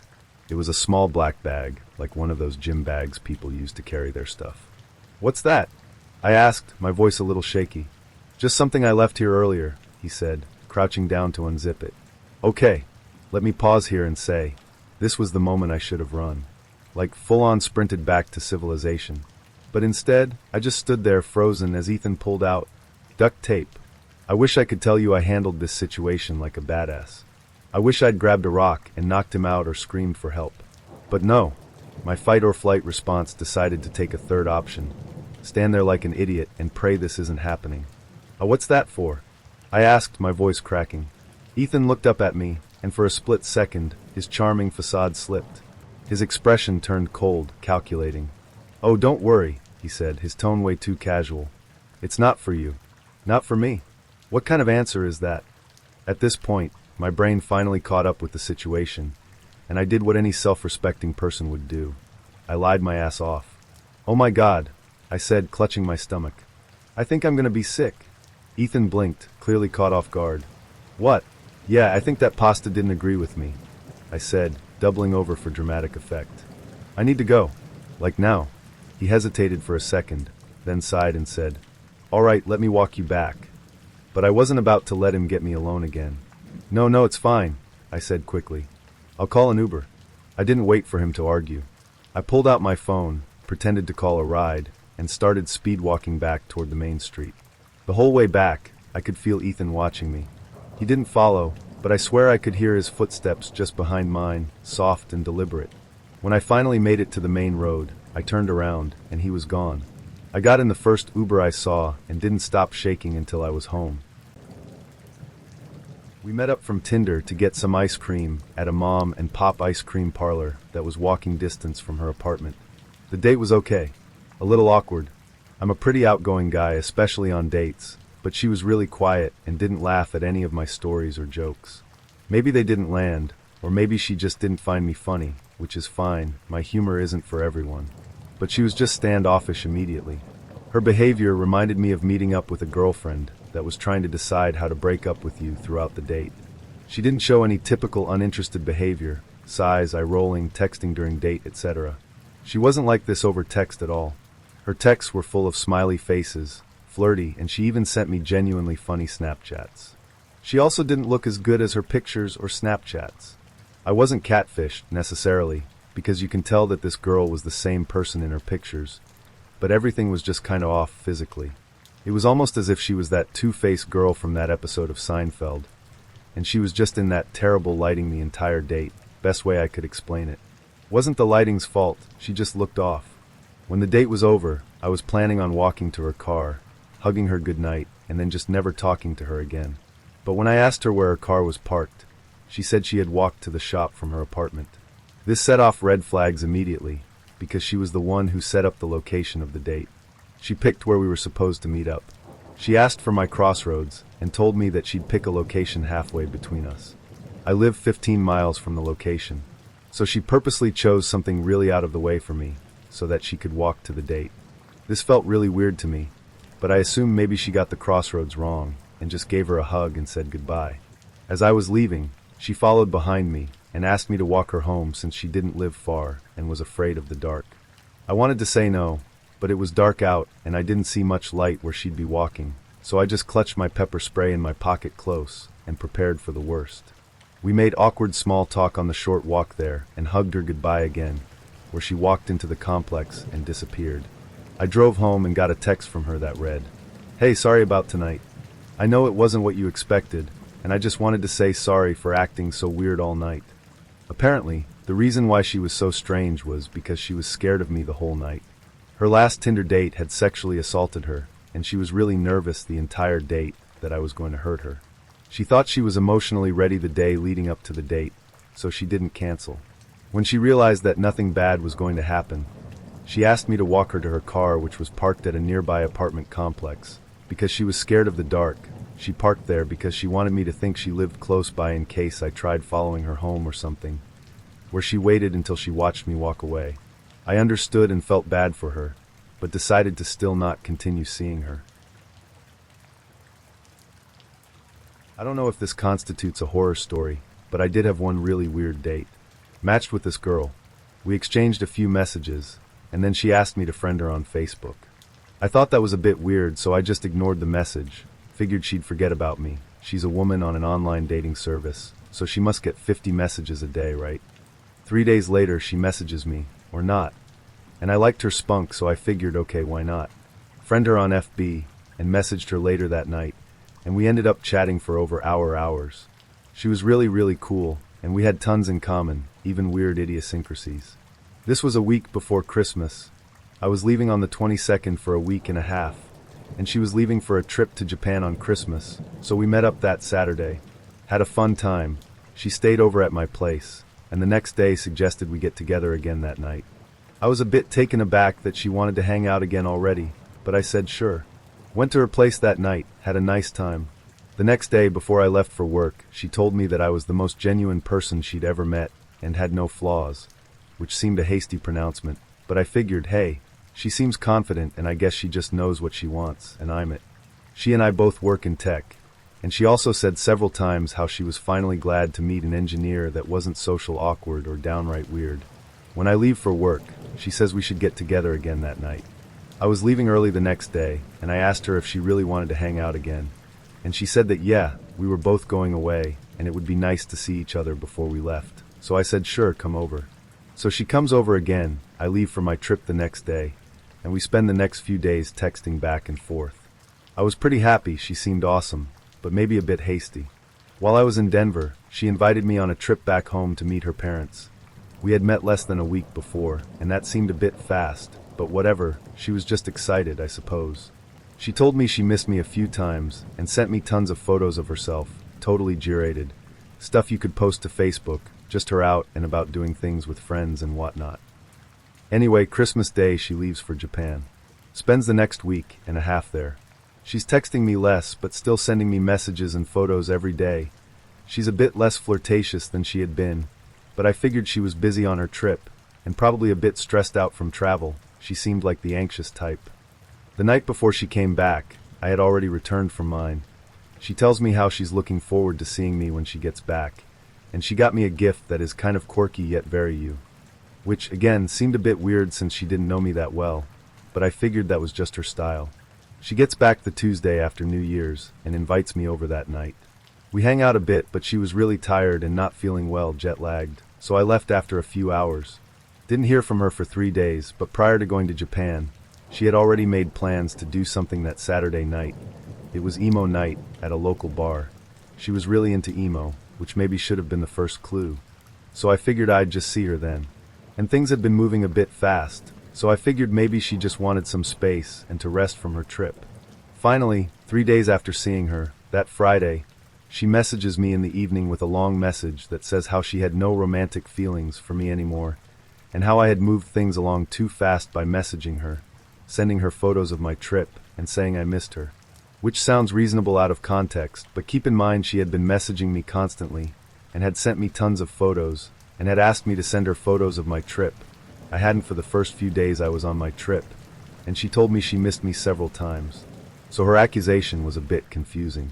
The message continued into a second paragraph, saying that we had a lot in common but were very different people, and wanted different things from a relationship, which of course, we had not discussed what we were precisely looking for.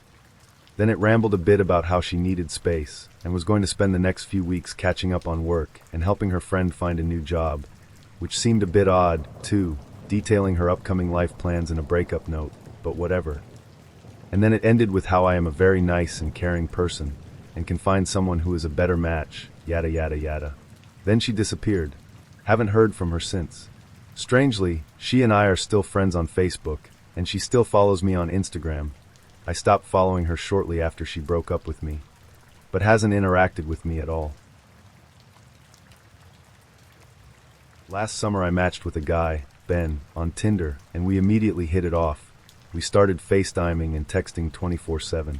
After about 2 weeks, we decided to hang out in person. He lived an hour away from me and drove down to meet me for lunch in my city at a tiny hole-in-the-wall restaurant I love. He was handsome and charming, but immediately seemed on edge, and kept looking around the whole time we were at lunch, which made me a little nervous. Ben tells me he's actually been to my city before a couple years ago, because he's been to the Ripley's Believe It or Not museum here.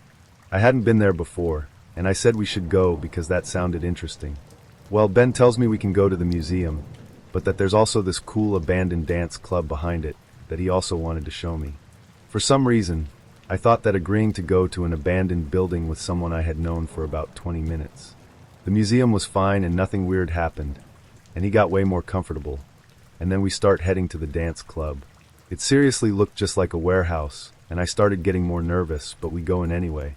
There were a bunch of crazy paintings on the walls that we took pictures of, and tons of newspapers from the 60s and 70s. It was really cool. Surprisingly, nothing sketchy happened. After the dance club, we decided to go on a snow cone picnic at the lake, where I remember that there's this kind of iconic bridge in my city that's supposedly haunted. Ben's really into that kind of stuff, so I wanted to impress him and take him there. I had a really foggy memory of where it is, because it's in the middle of the woods. We start heading to the bridge around 7, and we got so horribly lost. We find an opening in the fence that marks where the park limitations are, and we walk through it. Once we walk through the fence, there's a beautiful area full of hills and ponds, and the sunset is looking over all of this. So Ben asked if we could sit and watch the sunset, which was romantic as heck, so of course I agreed.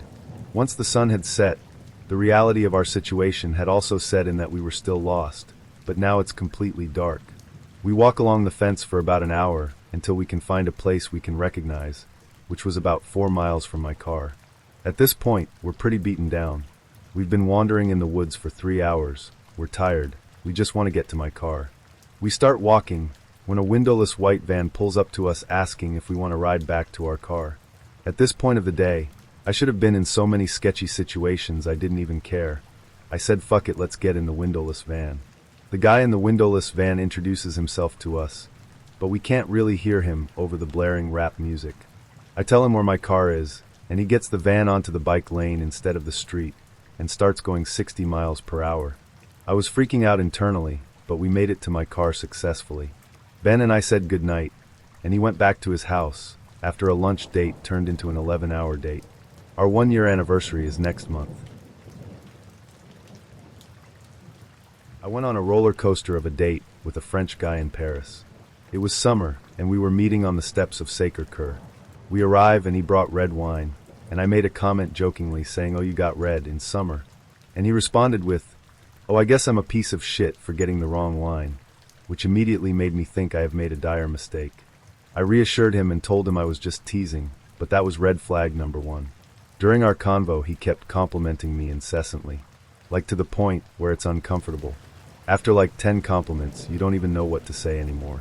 Like at one point I was telling him a story, and he kept interrupting me to say, "Your eyes are so beautiful I can't stop staring at them." And I was like, "Thank you, that is so nice. Okay, back to my story." Like it was non-stop. At one point after the 19th compliment, and my gracious thanks, I heard him mumble in French, "And I'm waiting for you to say the same to me." And I was like, "What was what?" And he goes, "Oh, nothing." He didn't think I spoke French, but I am fluent. So that was uncomfortable, shoving compliments at me and pouting when I didn't give him one back. Like, "Sir, if I wanted to compliment you, I would. I love complimenting people." But I wasn't overly attracted to him, and also who TF says that. Red flag number 2. He asks me if I've been on many Bumble dates, to which I said yes, many. I've been single for a while, and I go on dates often. He didn't like this. He began asking me why I haven't settled down with any of them, and I explained that I've met lots of really great guys, but it just hasn't clicked yet. He then got weirdly quiet for a few minutes, and then said, "You know, not everyone is going to be as perfect as you. Life isn't a fairy tale. You have to give people chances, you know." Okay, so now I realize I am seated next to a French incel, or one in the making. Awesome. I reply and tell him that yes, I obviously know that. I don't think I'm perfect or better than anyone. I hadn't settled down because there hasn't been a strong connection thus far. Not because I am not giving these guys chances. That dating is a two-person thing, and sometimes the guy doesn't want to meet again also. And that yes, I know life isn't a fairy tale. TF? Red flag 3. At one point on the steps he's asking me where I live, and I say, "Oh, just down there, like 2 streets down." And he starts asking me where specifically, like is insisting I tell him which street. Jesus Christ. Oh, and there were a lot more self-deprecating sentences like, "Oh, just shit," sprinkled throughout. So at this point I'm trying to get out of here as soon as possible. We finish the wine and walk up the steps to the top, and am planning my exit. We get to the top, and he turns to me as I'm about to leave, and he looks at me and goes, "You have to give me another chance." And say, "Listen, thank you for the wine, but I am not going to see you again, I'm sorry." He gets very upset. His eyes get huge, and he starts yelling, "I did my studies, I have a CDI, you must give me a second chance." In France, a CDI is a permanent contract, and it's a big deal because you can't be fired, but like every person I know has a CDI.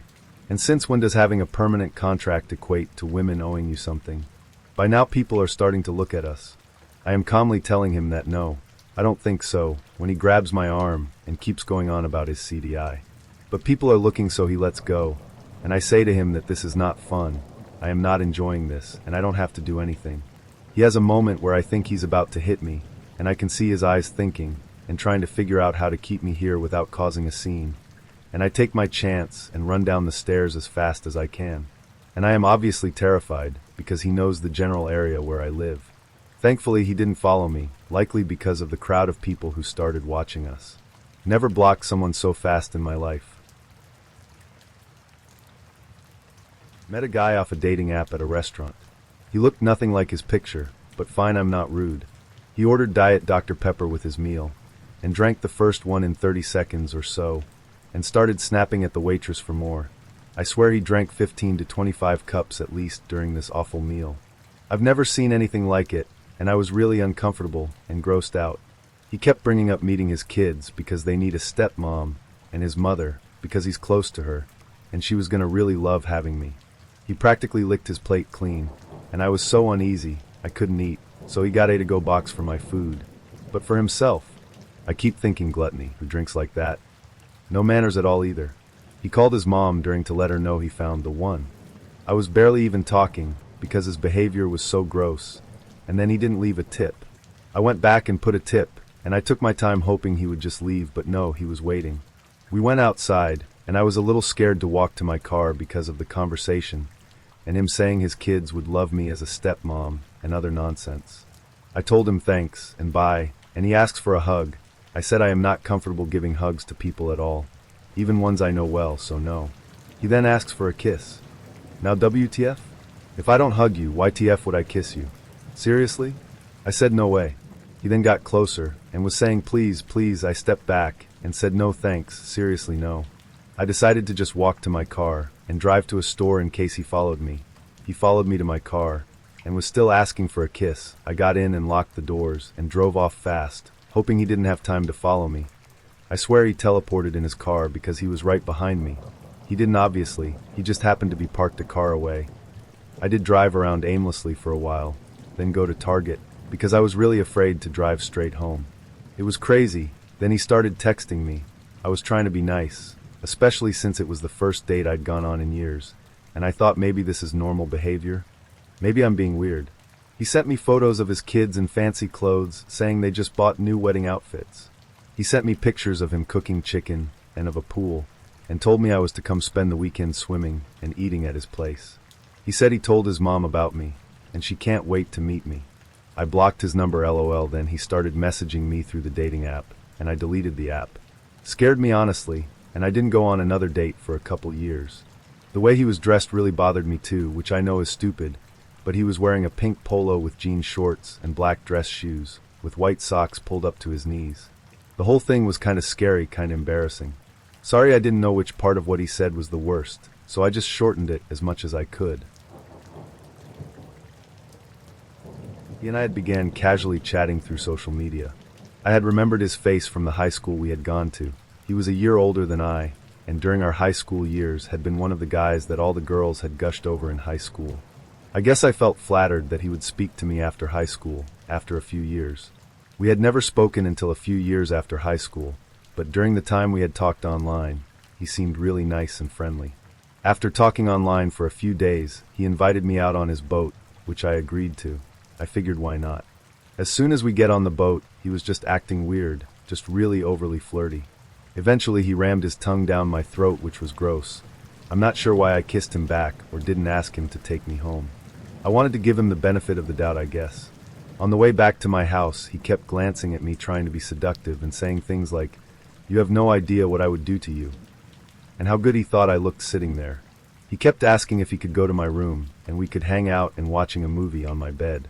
I turned that offer down countless times. Later that night, my best friend and I were going to go dancing/drinking at a club. I can't remember how said guy was invited, but he ended up coming with us. We took my best friend's car, so it was just the three of us. I ended up drinking a lot of tequila that night. I didn't mean to get that drunk, but I did, enough to say a few sexually flirtatious things toward him. After the three of us left the club, I was still pretty trashed, but I laid down in the back seat of the car while he, the only sober one, drove my best friend and I back home. My best friend lived on the street behind me at the time, so he had parked his car at my best friend's house before we had originally left to go to the club. He dropped my best friend off and he helped me into his car. I noticed he had put the car doors on child lock. This is where things took a creepy turn. He started the car and kept saying how we were going to get a hotel together. I remember everything being really blurry, but I kept repeating the words no over and over again. He got mad and punched the steering wheel as he said, "Oh, come on. It's not like I'm going to do anything to you. And you're going to that hotel with me." I knew I had to think quick on my feet, so I agreed to go to the hotel with him only if he would stop at my house on the next street over, so I could get a change of clothes. He did, thankfully. As soon as the car doors were unlocked, I had never jumped out of a car so fast. He ended up begging me to let him stay at my house for the night, claiming that his grandparents, who he resided with at the time, had locked him out at the time of the night. I caved. I let him sleep in the guest bedroom. I locked my bedroom door and fell asleep. It was maybe around 3 a.m., and I woke up to what sounded like his shaking my door handle roughly, and he kept repeating my name.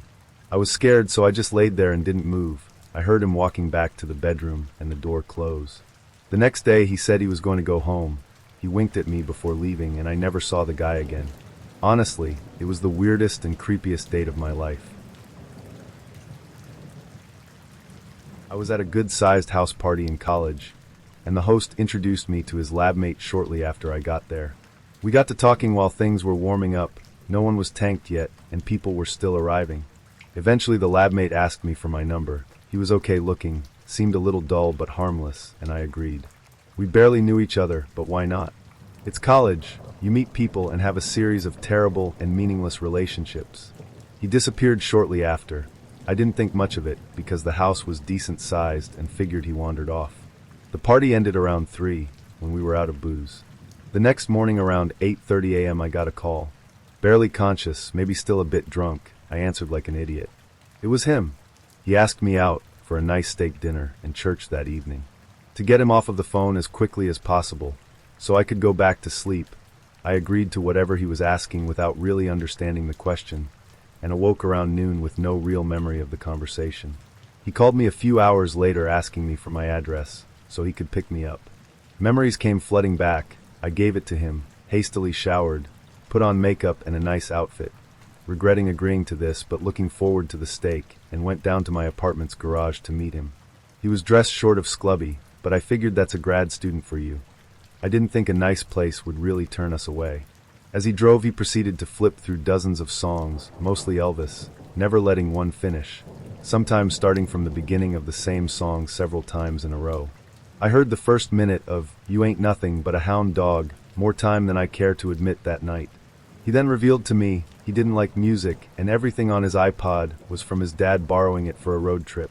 It was a 64 gigabytes, big for the time and expensive, with around 100 songs on it. Utterly bizarre and distracting. It also turned out he didn't really like anything, couldn't name a book he'd read since high school, or even one he enjoyed. Didn't watch TV but was lurking while his roommates were watching Faulty Towers, but didn't understand the humor, didn't have a favorite movie. His reply was, "I like everything." When I asked and said he liked Titanic, didn't play video games. Didn't know Harry Potter was a book series before a movie. Favorite food was Taco Bell. What had I gotten into?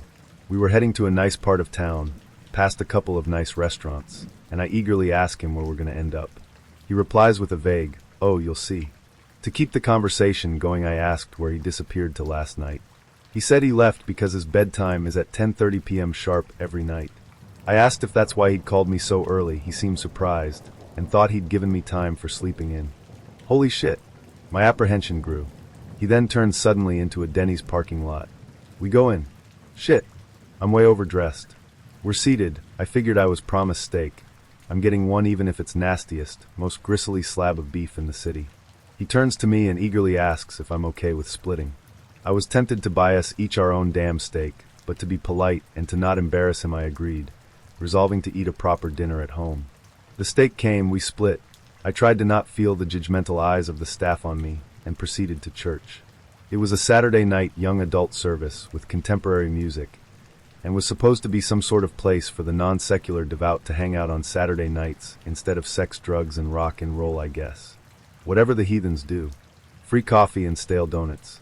During the singing, large group of people would jump up onto the pews and furiously bounce along to the music, belting out the lyrics. He was smiling, clapping his hands along to the music, and interjected with him waving his arms in the air. I was dying a little, and couldn't wait to leave.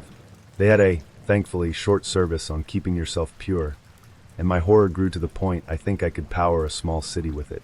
He was nodding along vigorously with the pastor, with the occasional, uh-huh, and other grunts of agreement. Did he bring me here to convert me from my sinful ways? Damn. The evening could have gone so much worse, but thankfully he didn't ask me what I thought of the service, or maybe he was astute enough to detect my ire. He took me home without incident. My roommates piled on me asking how it was, and well, I told them the same thing I'm telling here. I'm walking down the street, just finishing a conversation on my old-ass, craptastic flip phone. Just as I'm hanging up, wham, I know into someone and drop my phone. I apologize, grab my phone, and head back to work. 10 minutes later, I get a phone call. Hey, I think we switched phones by accident. Turns out the girl I bumped into had the same phone as me.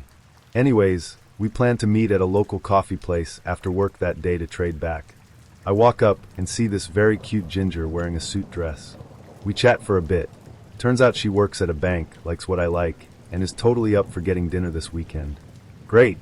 Saturday evening rolls around, and I swing by her place to pick her up. Out her door walks a girl who looks remarkably like said date, only instead of professional office clothes, she is wearing 4-inch platform hoe boots, fishnet stockings, some sort of corset-like top, and in spiky hair. Now normally I don't really care about a person's style, but I was a bit taken aback. Who cares, I think, and jump out to open the door. Cue witty banter. Everything is going great. She's laughing at my jokes, and her humor seems to match mine perfectly. She asks what the plan is for the night, and I tell her I'm going to take her to my absolute favorite high-quality dining establishment and get her a Big Mac. Hell, if she plays her cards right, I might even supersize it. She runs with the joke, and even one-ups me. My spirits are high. She might have wild fashion, but this chick is cool. We arrive at this nice pub in town, and I turn off the car. What about McDonald's? Legit confused look on her face. I laugh, and upon seeing her face stop in confusion. We head inside and order dinner. I have a scotch, and she orders the biggest boot. This restaurant has glass boots, of Bud Light I've ever seen. The waiter comes over and takes our order. As he's leaving, my date whispers rather loudly, I can't believe they let his people in such a classy place. We should probably check our food for spit before we eat it. Our waiter is black and has ears, so I am beginning to panic. She continues her whispered commentary on the supremacy of whites, all the while putting away an obscene, but impressive, quantity of beer. Dinner arrives, and she makes a point of checking her plate for saliva. Waiter and I make eye contact, and I like to think that he understood that I agreed with him that this girl was nuts. So 3 more boots of beer later, she excuses herself for a bathroom break while I take care of the check. I apologize profusely to the waiter for my date's conduct. Dude is a true gentleman. Don't worry about it, man. There are all sorts of people in this world. My date returns and we head out. In my car, she pulls out a cigarette and lights up. Doesn't even bother putting the window down. We should go shooting out at my dad's farm. What's your favorite fun? I vaguely excuse myself from such activities and point out that it is rather later and time to go home. I drop her off at her house and she says, "This was great, except for that crap waiter. We should totally go get that Big Mac next time. See you soon." I flee. First date with my ex. He picked me up at home. We drive 1 block to his friend's house where he walked straight to the backyard and started yelling, "Tony." No answer. He gets mad. We leave. He never told me what our date would consist of, so as we're driving, I'm looking around and had no idea where we were going. He finally pulls up to the bowling alley in our town. He said he took the back way because he wanted to surprise me. I honk he just got lost. Game 1 commences. I win. He says he let me win because he wanted to be nice. Game 2 I win. Game 3 rolls around, and he's mad because I'm kicking his ass. He was trying his damnedest to beat me. It was quite funny as he was sweating and cursing up a storm with every gutter ball. I asked him if he wanted bumpers as a joke. He just ignored me and sat down across from. I win Game 3. Then I mentioned to him that I used to be on a bowling league and am very kick-ass. We leave after Game 3. We go get Chinese food. We eat, have a conversation. Typical date stuff. He goes up to the counter to ask for a refill on his drink. Cashier asks for the 15 cents refill charge as stated on posted sign on the cash register. He flips out and walks away and tells me we're leaving. I hadn't even finished my food. He drives me back to his friend's house and goes back to the back and continues to yell, "Tony." He gets no answer again. He then tells me they were playing video games and he wanted to finish the game earlier, but since Tony wasn't there, he tried again after our date. With nothing left to do, he drives me the 1 block back home. Needless to say, we dated for a year and a half after that.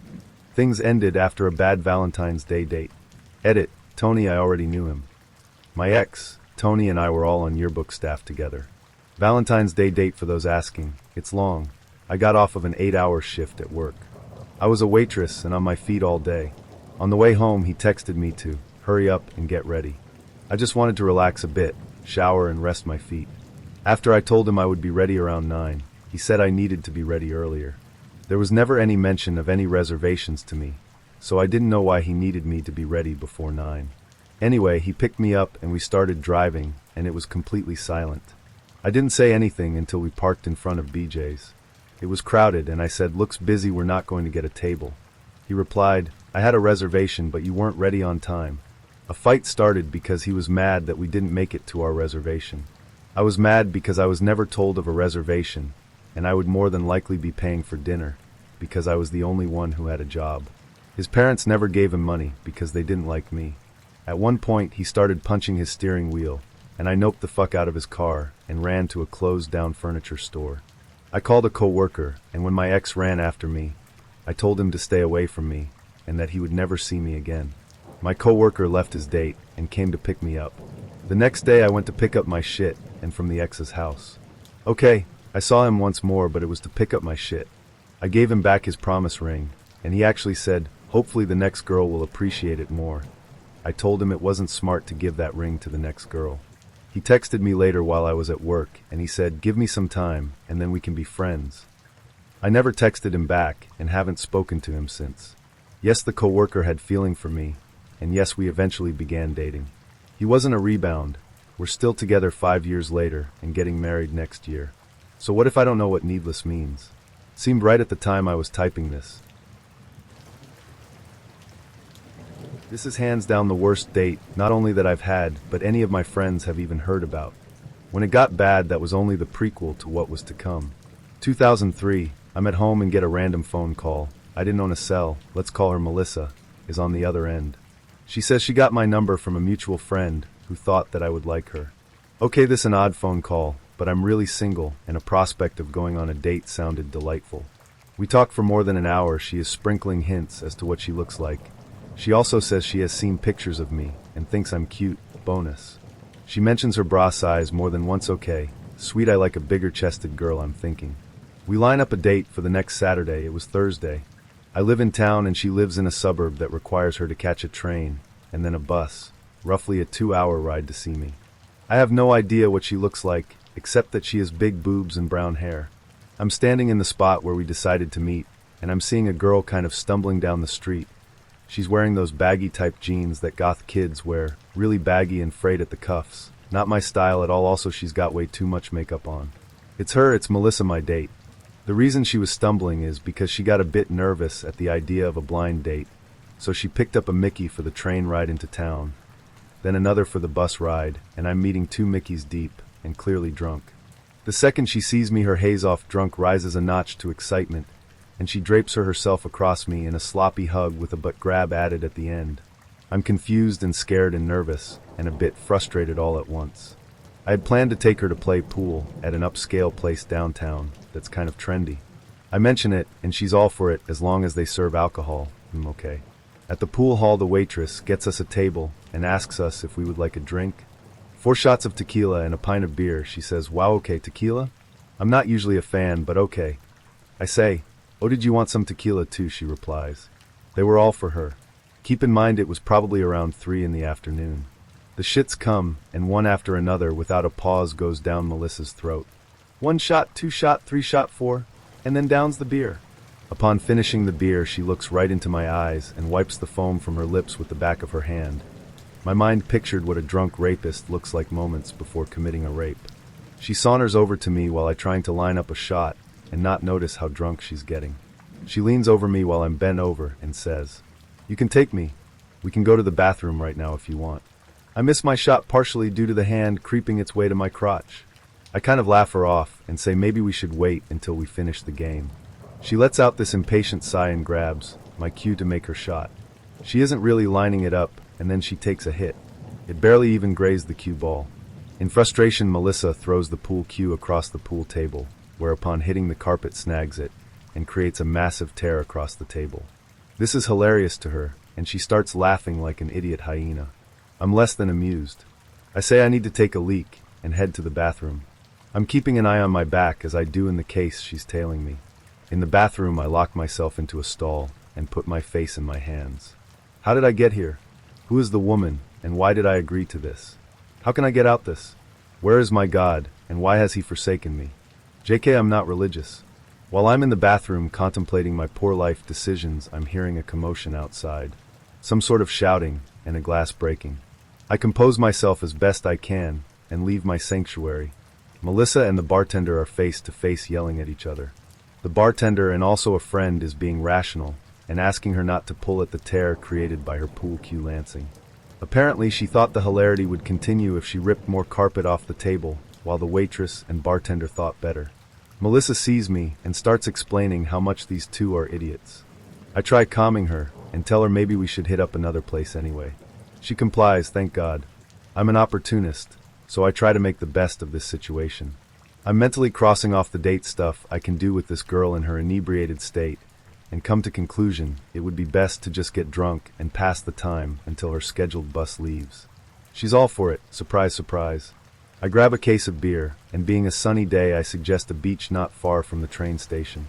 I've stated more than once now that she should be on her way when the bus gets here. I didn't want her to have to be stranded in town if she did, I say. She reluctantly agrees. We pass the next few hours drinking on the beach, and her trying her best to paw at my crotch.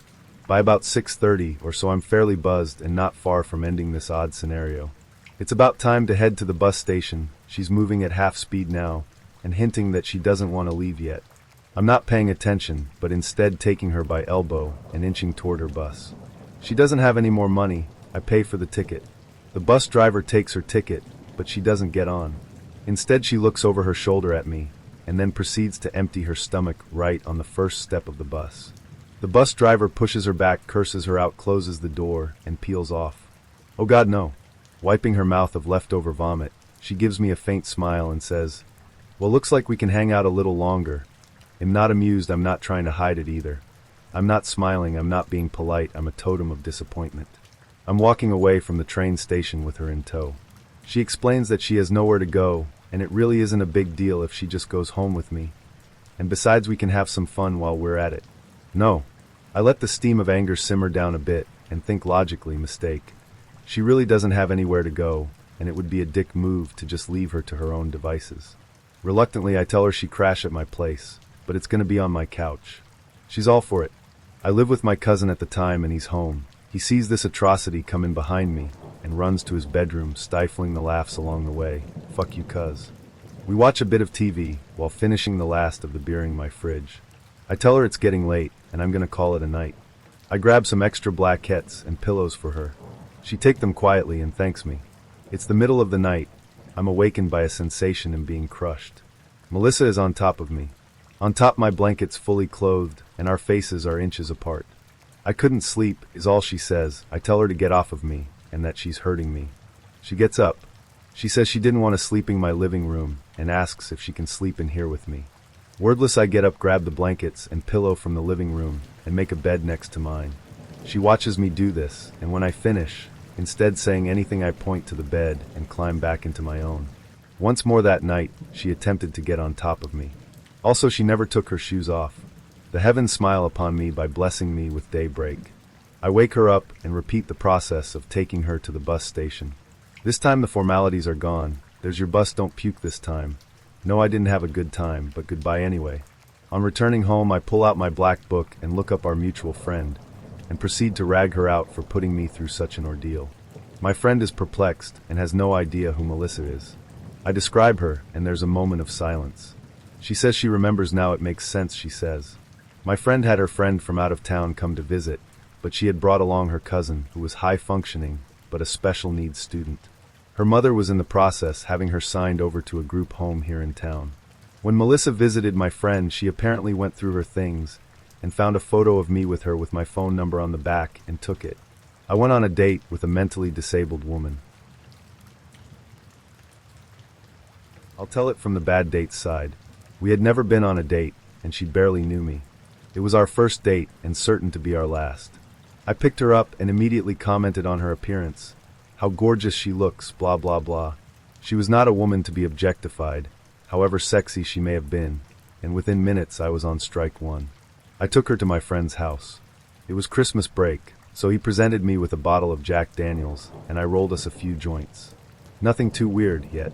Nothing she hasn't seen. Well, I opened the bottle, and we do a couple of shots. Just then, he pulled out this antique Soviet sniper rifle, and we began taking it apart and talking about how badass the hammer and sickle looks on the iron sights. It was a Mosin, and what kind of killing you could do with it from over 2 miles away. Out of the corner of my eye, I noticed my date was frozen. She was rigid with fear. Then, my buddy pulls out his brand new top-of-the-line USP, military-grade handgun, and shows me its dank sliding action. I'm blatantly aware by now of how bad this looks, but we'd crossed the point of no return, and there was nothing left to do now but embrace it. Besides, the guns were admittedly very cool. Surely she knew that. We are otherwise nerdy gamers, or else we wouldn't even know these guns exist. So we didn't for a moment consider how white trash, redneckish, and sketch we must seem to outsiders. Hey, I know how you love drug abuse, so I bought you a bottle of whiskey. By the way, check out my growing arsenal. I think an AK-47 also came out. Well, allow me to carry out this white trash behavior to its bitter end. While drinking and driving away from my friend's house, the girl wants desperately to be dropped off back at her car. This is illegal in so many ways, and I've even offered her alcohol from the driver's seat. She was 18, and this is America. Land of the free, not so much. Not like this. At the Burger King drive-thru, I decide I'm feeling overly emotional about my mother's recent death, and I'm overcome by the sudden realization that every relationship I've chased was a diversion from layers of grief beginning at early childhood. You tend to think more candidly about your problems when you're in the company of someone who makes you want to be better. That, combined with the obvious failure of this evening, and my unwillingness to be anything other than a wild-eyed extension of my ID before this girl, on whom I made a horrible, lasting impression, is all too much. The jig was up. I dropped the whole effort and admitted the only thing I wanted from her ever again was a hug. And if I could just have that, I will write the whole thing off. Surprisingly, she obliged, and we hugged for a solid minute. Fuck, I needed that, I thought. And I thanked her. She said, "You're welcome." I then became profoundly depressed, no doubt exacerbated by the alcohol and marijuana. But I was honest and I was myself, and I didn't care that she hated me. It was better to have that than for her to like anyone else I could only pretend to be. She sped away in her Saturn, and her friend said I scared her half to death, and to just forget about it. I wouldn't see her again for another 2 years, when we met at a coffee shop. I was in college by then, cleaned up my act, got dressed, and headed in a new direction. Again, I made no effort to impress her, but somehow I did. We've been together for 2.5 years, and she understands me better than anyone else in this world. And she loves me, the real me. What a horrible date, though. It's her favorite story to tell. Here is a summary. I had met this guy this summer, and we hit it off really well. He made me crab cakes. I'm from Maryland, so that is always great in my book. And we watched the fireflies in the forest behind his house, under the stars. We both agreed we had really enjoyed ourselves. We hooked up, that was great too. We decided to go get McFlurries from McDonald's, and I thought, I don't need any shoes. Now keep in mind I'm 5'6" 120 pounds, blonde hair. 19, so we hop in the car. His car is low and has tinted windows, so it looked sketch. We got ice cream and we were driving back, and he gets pulled over for not turning on his left turn signal at a left green arrow. The cop asks me my name, and he goes back to his car. 15 minutes pass, and we're both freaking out. Then another cop car pulls up. Rewind, I lost my wallet during the school year, and it was given to a cop. Unfortunately, there was a false ID in there, so I was called and had to go get it. But they didn't say I was being charged, so they took my ID and I left. I get a call about a month later, and the cop says, "You need to come into the station to sign papers," and I asked, "Can you explain to me what's happening?" He said, "You just need to fill out some paperwork. Those who listen are better off than those who don't," and hung up. So I was thinking, was that a threat or no?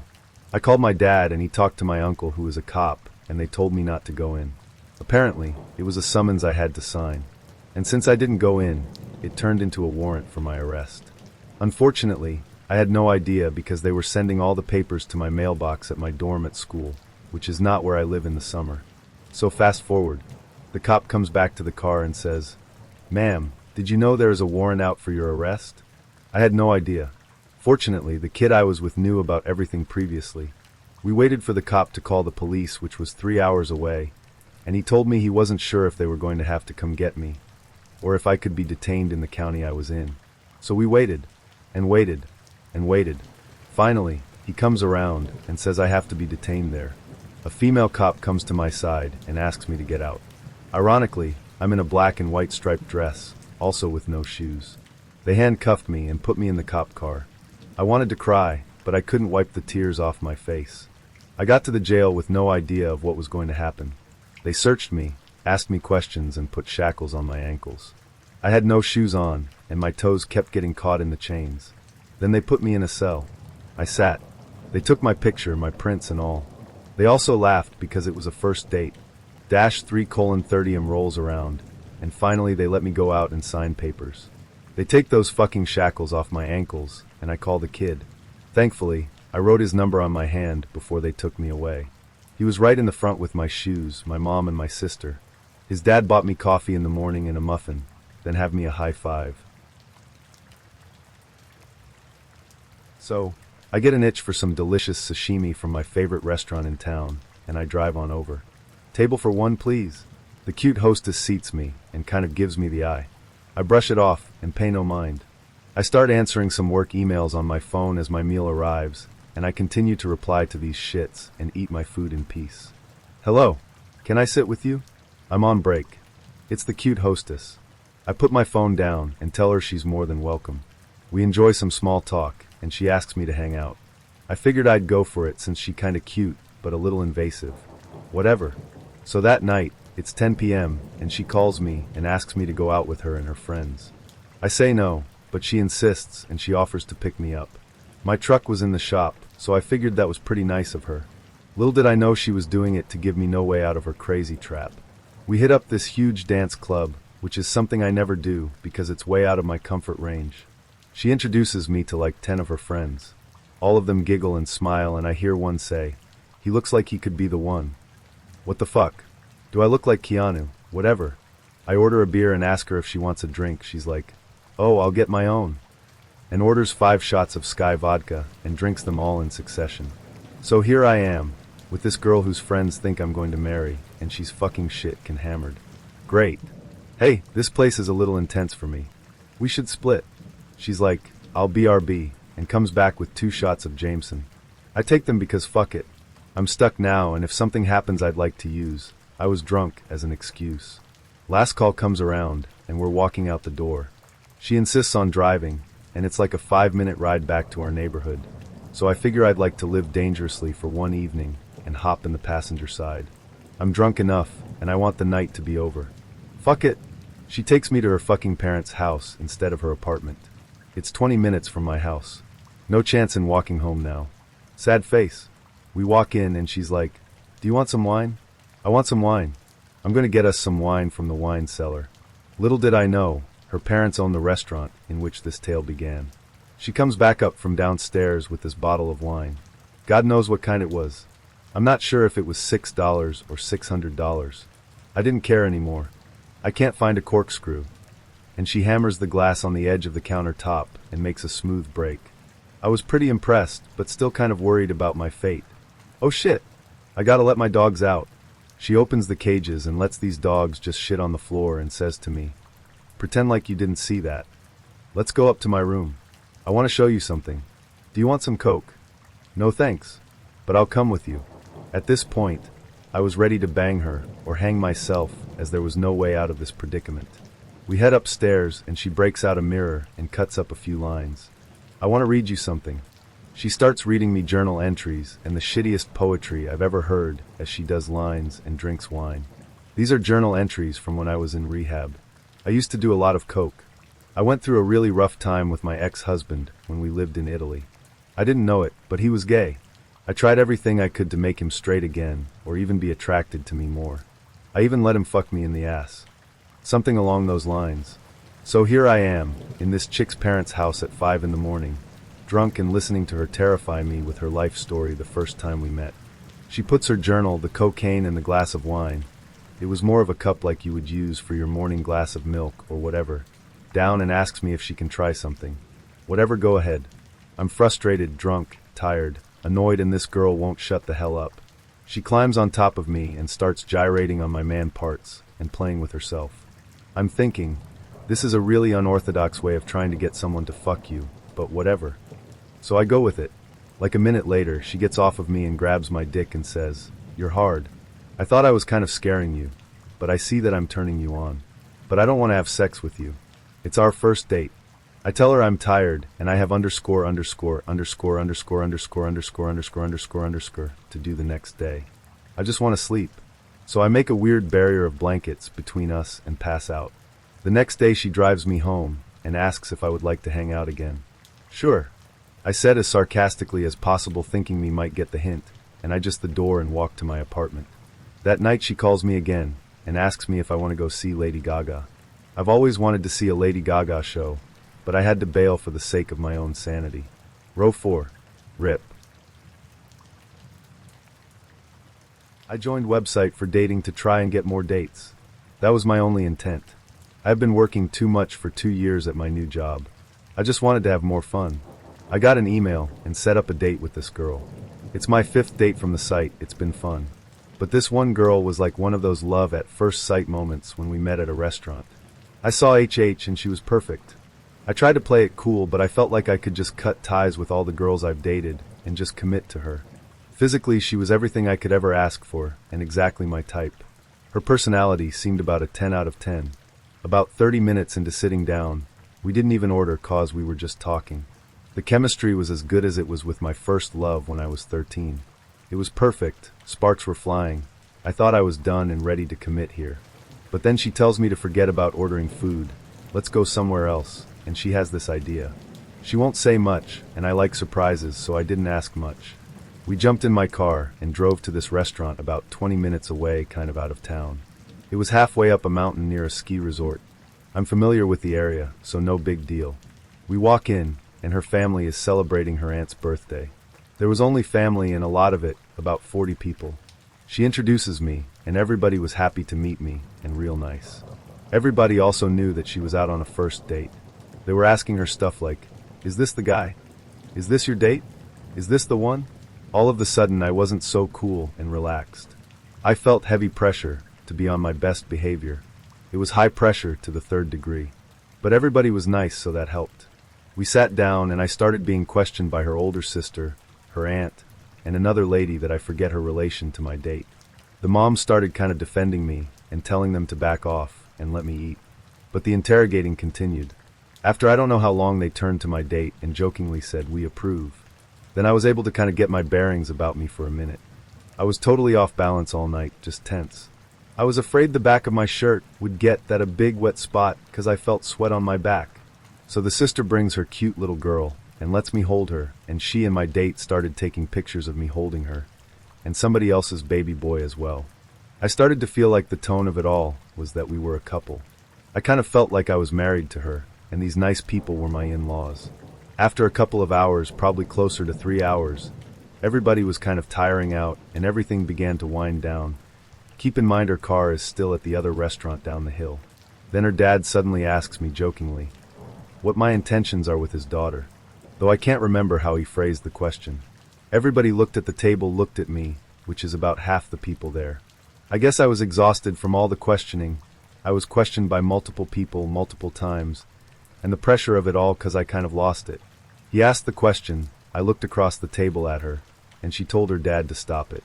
Her dad smiles and jokingly says that he'd really like to hear my response, and her uncle, I think, also said he'd like to know jokingly. I looked at my date and said, "Can I talk to you alone for a minute?"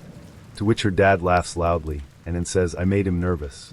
So everybody is laughing now, and I guess it was a big joke. Then I said to my date, "Hey, can I talk to you alone for a minute?" I stood up in place, it was one of those long bench seats, and I couldn't push it back cause other people were sitting on it. Then her sister, I think, says, "Oh, there are no secrets in this family, speak your mind." People then laugh again, and everybody starts making jokes about not having secrets, and this man who married into the family somehow tells me that he remembers being in my place, and he says, "Let me give you some advice, the best thing to do right now is speak your mind and be honest." Then others join in and echo his sentiment, all jokingly I think. So I looked at my date and she says something like, "You can tell me anything here, we're all family." She also I think was joking, but I had started to lose my ability to tell when people were joking and when they were serious. So the dad says, "Wait, I haven't gotten an answer to my question." So finally I speak directly to the dad and say, "I'd like to discuss that with her first." But I regretfully laughed as I said it. So her dad says, "I asked you first, I want to know." I turn to my date and she says something like, "Go ahead, you can tell me. I'm a big girl, I can handle it." So I said okay, and sat down, then took a couple of breaths while her dad kind of quieted everybody down. I started with, "I think I made a huge mistake." It all spiraled down from there. I said harsh things like that I felt like I was having a bad dream where I was suddenly married. I questioned her intentions in bringing me there. I said stuff like, "What were you thinking? Yes, I liked you, but I just met you, and right now I know your aunt." I pointed at her sitting next to me. "Better than I know you." I think she was humiliated, but I couldn't stop. The more I spoke, the more bad stuff came out. Total fucking tailspin. I said I want to find someone special, but I don't want to skip the first 29 dates and skip to date 30, which is what I'd done that night. Then people started interrupting and chiming in and suggesting that she and I slow down and have a real first date. I wasn't having it. I was out of control. I said, "No, it's too late for that. I feel robbed here. I wanted to meet this girl, get to know her, date her, and maybe fall for her. But now it's like we're engaged and her whole family is here, and there are all these expectations. We skipped the getting to know each other and dating part, so I feel robbed." Then I said yet another thing I regret. I said it's a huge red flag, with an emphatic gesture, that I asked for a minute alone with you to talk, and this is what I got instead. I added something like, "You're all great and a great family, but the lack of certain boundaries is a huge red flag for me. I would never let my relationship become family business." My date interrupts me at this point and says, "Okay, so let's talk in private. Let's go outside and talk. I'm sorry I didn't give you that minute. Let's go outside and talk privately. I'll give you all night." She was visibly shaken, and I could tell tears were inevitable. I stood up again, and realizing that I had insulted all of them, I just quietly walked out. I felt really bad cause they were all nice and had nothing but the best intentions for me. They love her, and they were literally telling me that I was good enough, which should have been a compliment, but I somehow took it the wrong way and spat in their face. I didn't even drink. Well, might as well go ahead and tell this story to all of you lovely people. I started sending a few messages back and forth with this girl from OkCupid, and she seemed pretty cool, so we decided to meet up and go get a bite to eat. I drove down to pick her up and texted her when I was parked outside.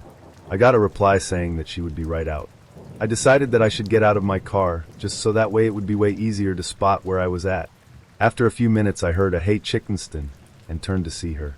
I knew things were off to start with because she was easily 60+ pounds heavier than any of the pictures that she had posted on OKC.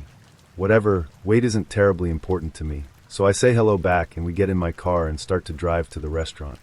Within 10 minutes of driving and small talk, she turns to me and says, "Chickenston, where do you see your relationship going?" I awkwardly say that I don't really know since we just met. I tell her that I'm on OKC because I am looking to start a relationship, but it is just way too early to tell. After a few minutes she turns and tells me that the house I picked her up isn't actually hers. She is living there currently and is staying with her ex-boyfriend. However, the ex also lives with his mother. The kicker is that the mother doesn't know that she is staying there. So basically she has been sneaking in and out of the place. We proceed to have a rather awkward lunch with a bit more small talk, and once we finish eating, she asks if we can go to the park. I should have noped out of there as I was already feeling pretty uncomfortable with the situation. However, we went to the park, which is where the real horror started. As we're walking around the park, the girl gets a phone call. It's the ex-boyfriend, and he tells her that his mother has come home early, and that she can't come back for a while. The girl is clearly upset after hanging up and turns to me. "Chickenston, can I stay with you tonight? I really want to be your woman." Stunned, but retaining my senses, I tell her that she can't stay with me, and that I'm really not comfortable with the situation. I tell her that I'll drop her off at Starbucks later. I decided to run to the bathroom really quickly and begin to frantically text all of my friends telling them to call me and say that they were locked out of the apartment and need my help. I probably should have just told the girl that I needed to leave, but I wasn't thinking clearly anymore. Eventually one of my friends calls me, and I tell her that I have to go let him in the apartment. The girl and I get in the car and proceed to the nearest Starbucks. When we pull up to Starbucks, the girl turns to me and again begs to stay with me tonight as she still wants to be my woman. I tell her no, and then she starts to cry. Not a few tears, but straight out bawling. I'm sitting there awkwardly when I start to smell a strong hint of urine. I look down and she has clearly pissed herself in the front seat of my car. At that point I tell her to please get out of my car, and when she does I drove to a nearby gas station and proceeded to clean my car. Junior prom. A few weeks before prom, one of, if not the prettiest girls in the school didn't have a date yet. I knew she'd fairly recently broken up with her boyfriend, so in all likelihood she was holding out. But regardless, that just means most other folks already had dates. It was a small school. One day I gathered up enough balls to ask if she'd like to go with me. We'd been casually talking in the hallways before school, but nothing crazy. I didn't for a minute think she liked me. Surprisingly, she said yes. Over the next few weeks I'd stop by and see her at work after school or on weekends. One day she was feeling particularly shitty and I, cheesily, had flowers delivered in an effort to cheer her up. Back then I lacked a lot of confidence, so I was quite good at being the nice guy for a girl while she pined over someone else. Anywho, to move the story along, we get to prom. It's catered. She doesn't talk much at the table, to me or anyone. The evening goes on and things don't change much. Her mind is just elsewhere. Eventually the music cranks up. I'm not a huge fan of dancing, and I was feeling pretty defeated myself at this point. So I stepped out for a few minutes to gather my shit, and came back in right around the time the first slow song came on. We started dancing, and about midway through her complete, arrogant jackass of an ex walks up, cuts me out, tells me he's taking over. She proceeds to spend the whole evening with him, essentially, quite happily I might add.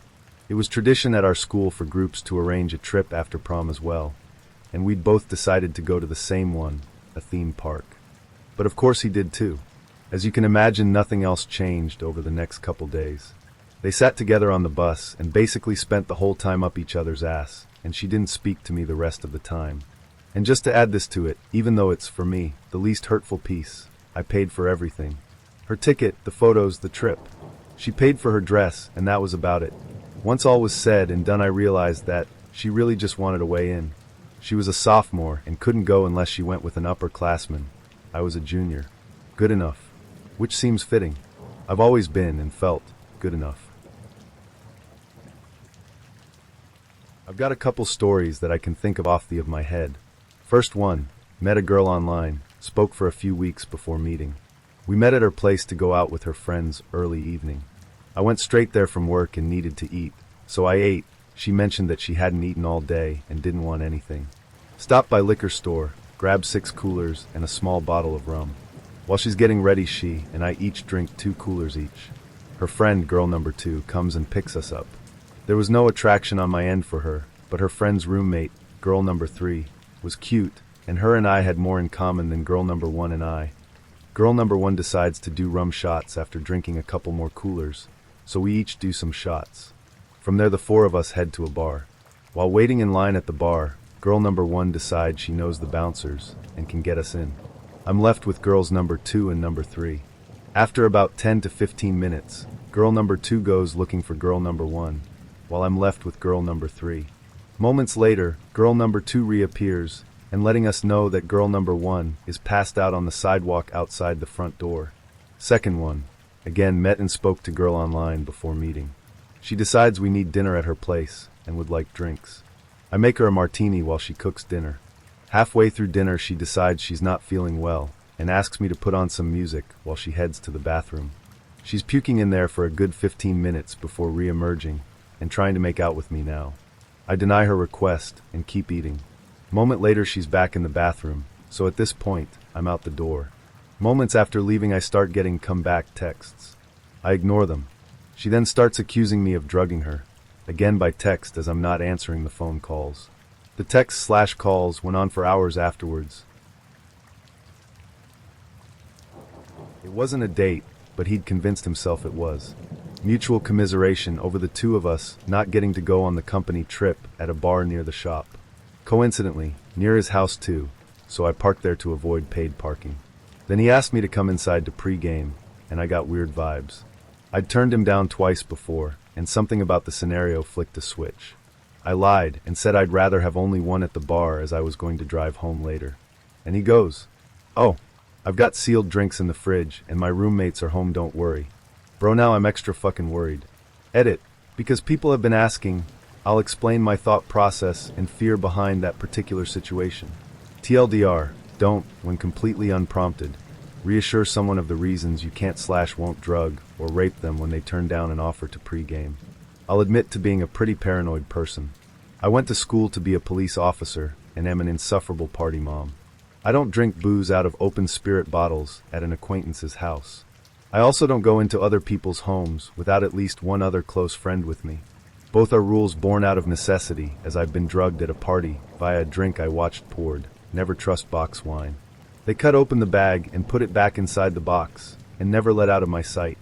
I've also had to case a house to find a plastered friend who'd been swept away to someone's room. So again, I'll admit the odds were stacked against him on that one. The thing that first set me off was the offer to come inside. I'd already turned down his advances twice before, and he was proving himself to be disrespectful of my boundaries, and my straightly delivered no, as one commenter points out, he was super awkward, so I was willing to give friendship a chance. It's why I even considered going to the bar with him in the first place. I had no idea at the time anyone else was home, and it was too intimate an offer to be sure he'd be respectful of my space in his own home. The nail in the coffin was when told I just wanted one drink at the bar and then to head home. He responded with what was essentially, "Oh, well, don't worry, I'm not going to rape you or anything." He didn't know I was lying or super uncomfortable, and that just affirmed to me that, yeah, you can't take no for an answer, and I'm pretty sure you don't intend to leave after we go inside, which proved correct based on his ensuing behavior.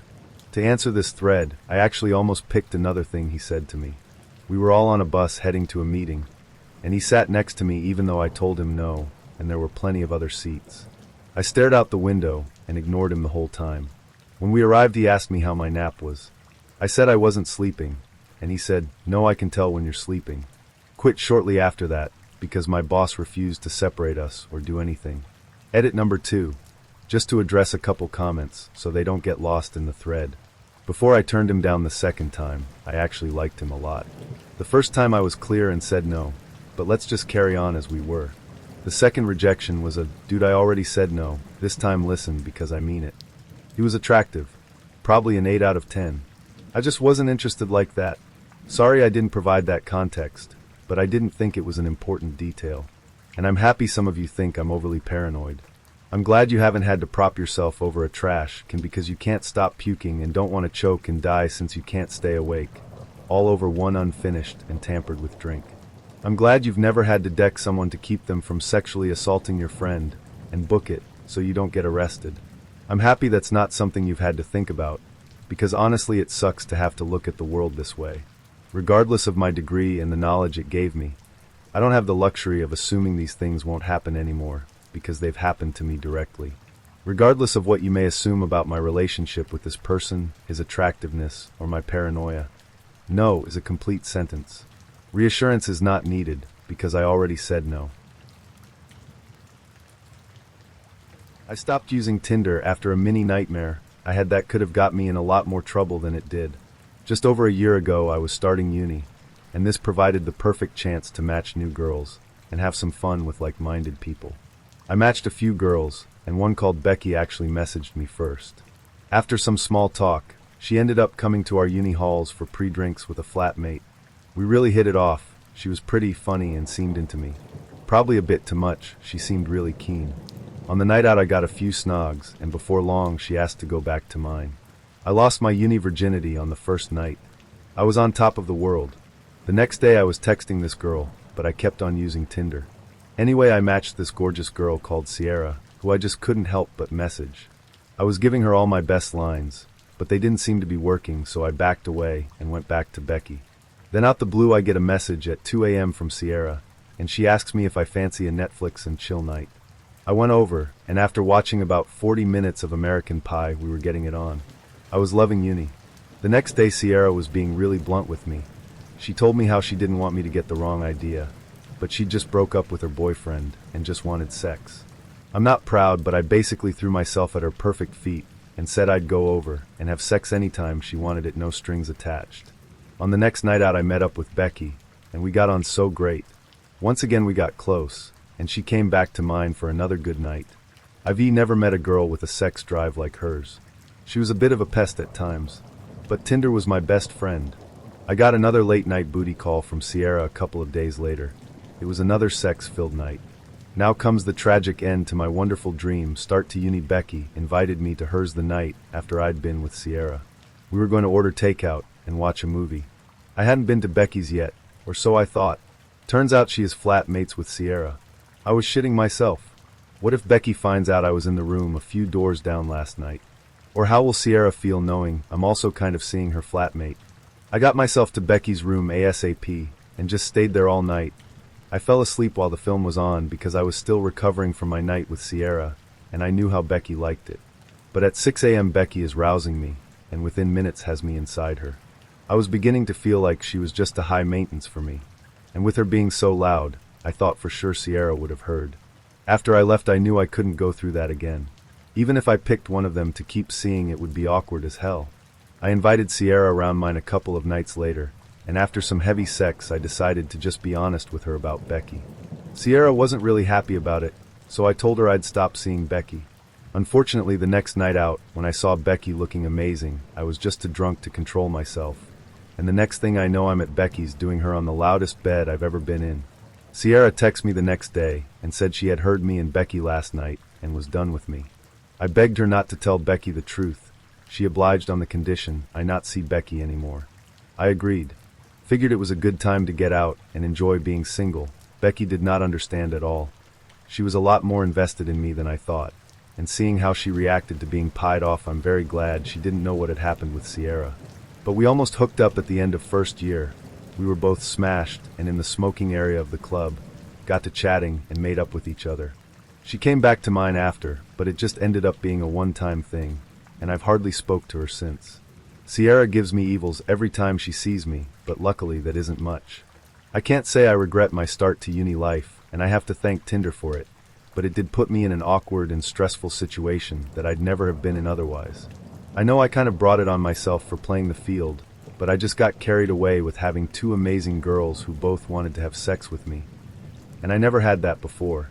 But I still recommend Tinder to people, even though I stopped using it after this. There was a girl on OKC that openly stated she was pregnant, not much of a baby bump yet, but separated from the father. I thought she was cute. I wasn't sure what to think about the pregnancy. My best relationship was an affair, so I've walked into drama before. But I just thought that was really admirable of her to not be afraid to put herself back out there because of the pregnancy. Hell, she seemed more confident than me. This was just the 5th or 6th girl I ever messaged on the site, and online dating was still weird to me, and none of my conversations had led to an actual date yet. I just messaged her telling her I commended her for her confidence in herself. Nothing more or any intentions to take things further than that. Just an internet thumbs up. We actually hit it off really well. Exchanged numbers within just a few messages, and carried on really long text conversations. You know, that feeling where it doesn't feel like the usual routine of online dating, but more that you're actually connecting and enjoying just talking. We were laughing and enjoying each other enough I just went for it, asked her out. She said yes without hesitation, emoji and all. The day of the date, Thursday, there's no contact. As the hours come closer, I text and call to see if we were still on. Was still newish to online dating, wasn't aware ghosting was common. Was pretty bummed because we had hit it off so well. I sent an occasional text asking if she was okay every other day. One phone call, but I guess she just had second thoughts about me. I really had no clue. None of the texts were over-intrusive, just once every other day at most. And our texting wasn't just casual flirting, so I really would expect her to like me enough to come out and say she had second thoughts if that was the case. I'm feeling defeated about it at this point, so I don't really care that another call on Sunday will probably go unanswered. She surprisingly answers. This is the first time we talked on the phone. I said, it's ____ from OKC. Everything okay? Yeah, can I call you back? There are cops at my door right now, and I just got back from the hospital. She texts back a few hours later apologizing. She had actually come down with awful internal pain the day of the date and went to the hospital. Turns out she had gallstones, apparently somewhat common during pregnancy. She didn't want to risk the baby's life with surgery to remove the gallstones, so she decided to just try and fight through the pain. We actually continued talking since then another 2 weeks. She shared how she was feeling as far as dealing with the pain and pregnancy. I never pressured her, just told her my offer to take her out to dinner still stands if she can find the energy to leave the house. She appreciated it and told me she would let me know when the pain feels more manageable. One day she told me she went home from work early because the pain was really bad and probably going to take a nap. Her parents were checking in on her still, so she would be okay. And that was the last time I ever heard from her. I feel bad. I don't even care about the date anymore. I just wanted to know she was still okay. Even if we weren't compatible or it wouldn't work out with the situation, I still liked her as a person. I've sent occasional texts. I called maybe once a week. Nothing.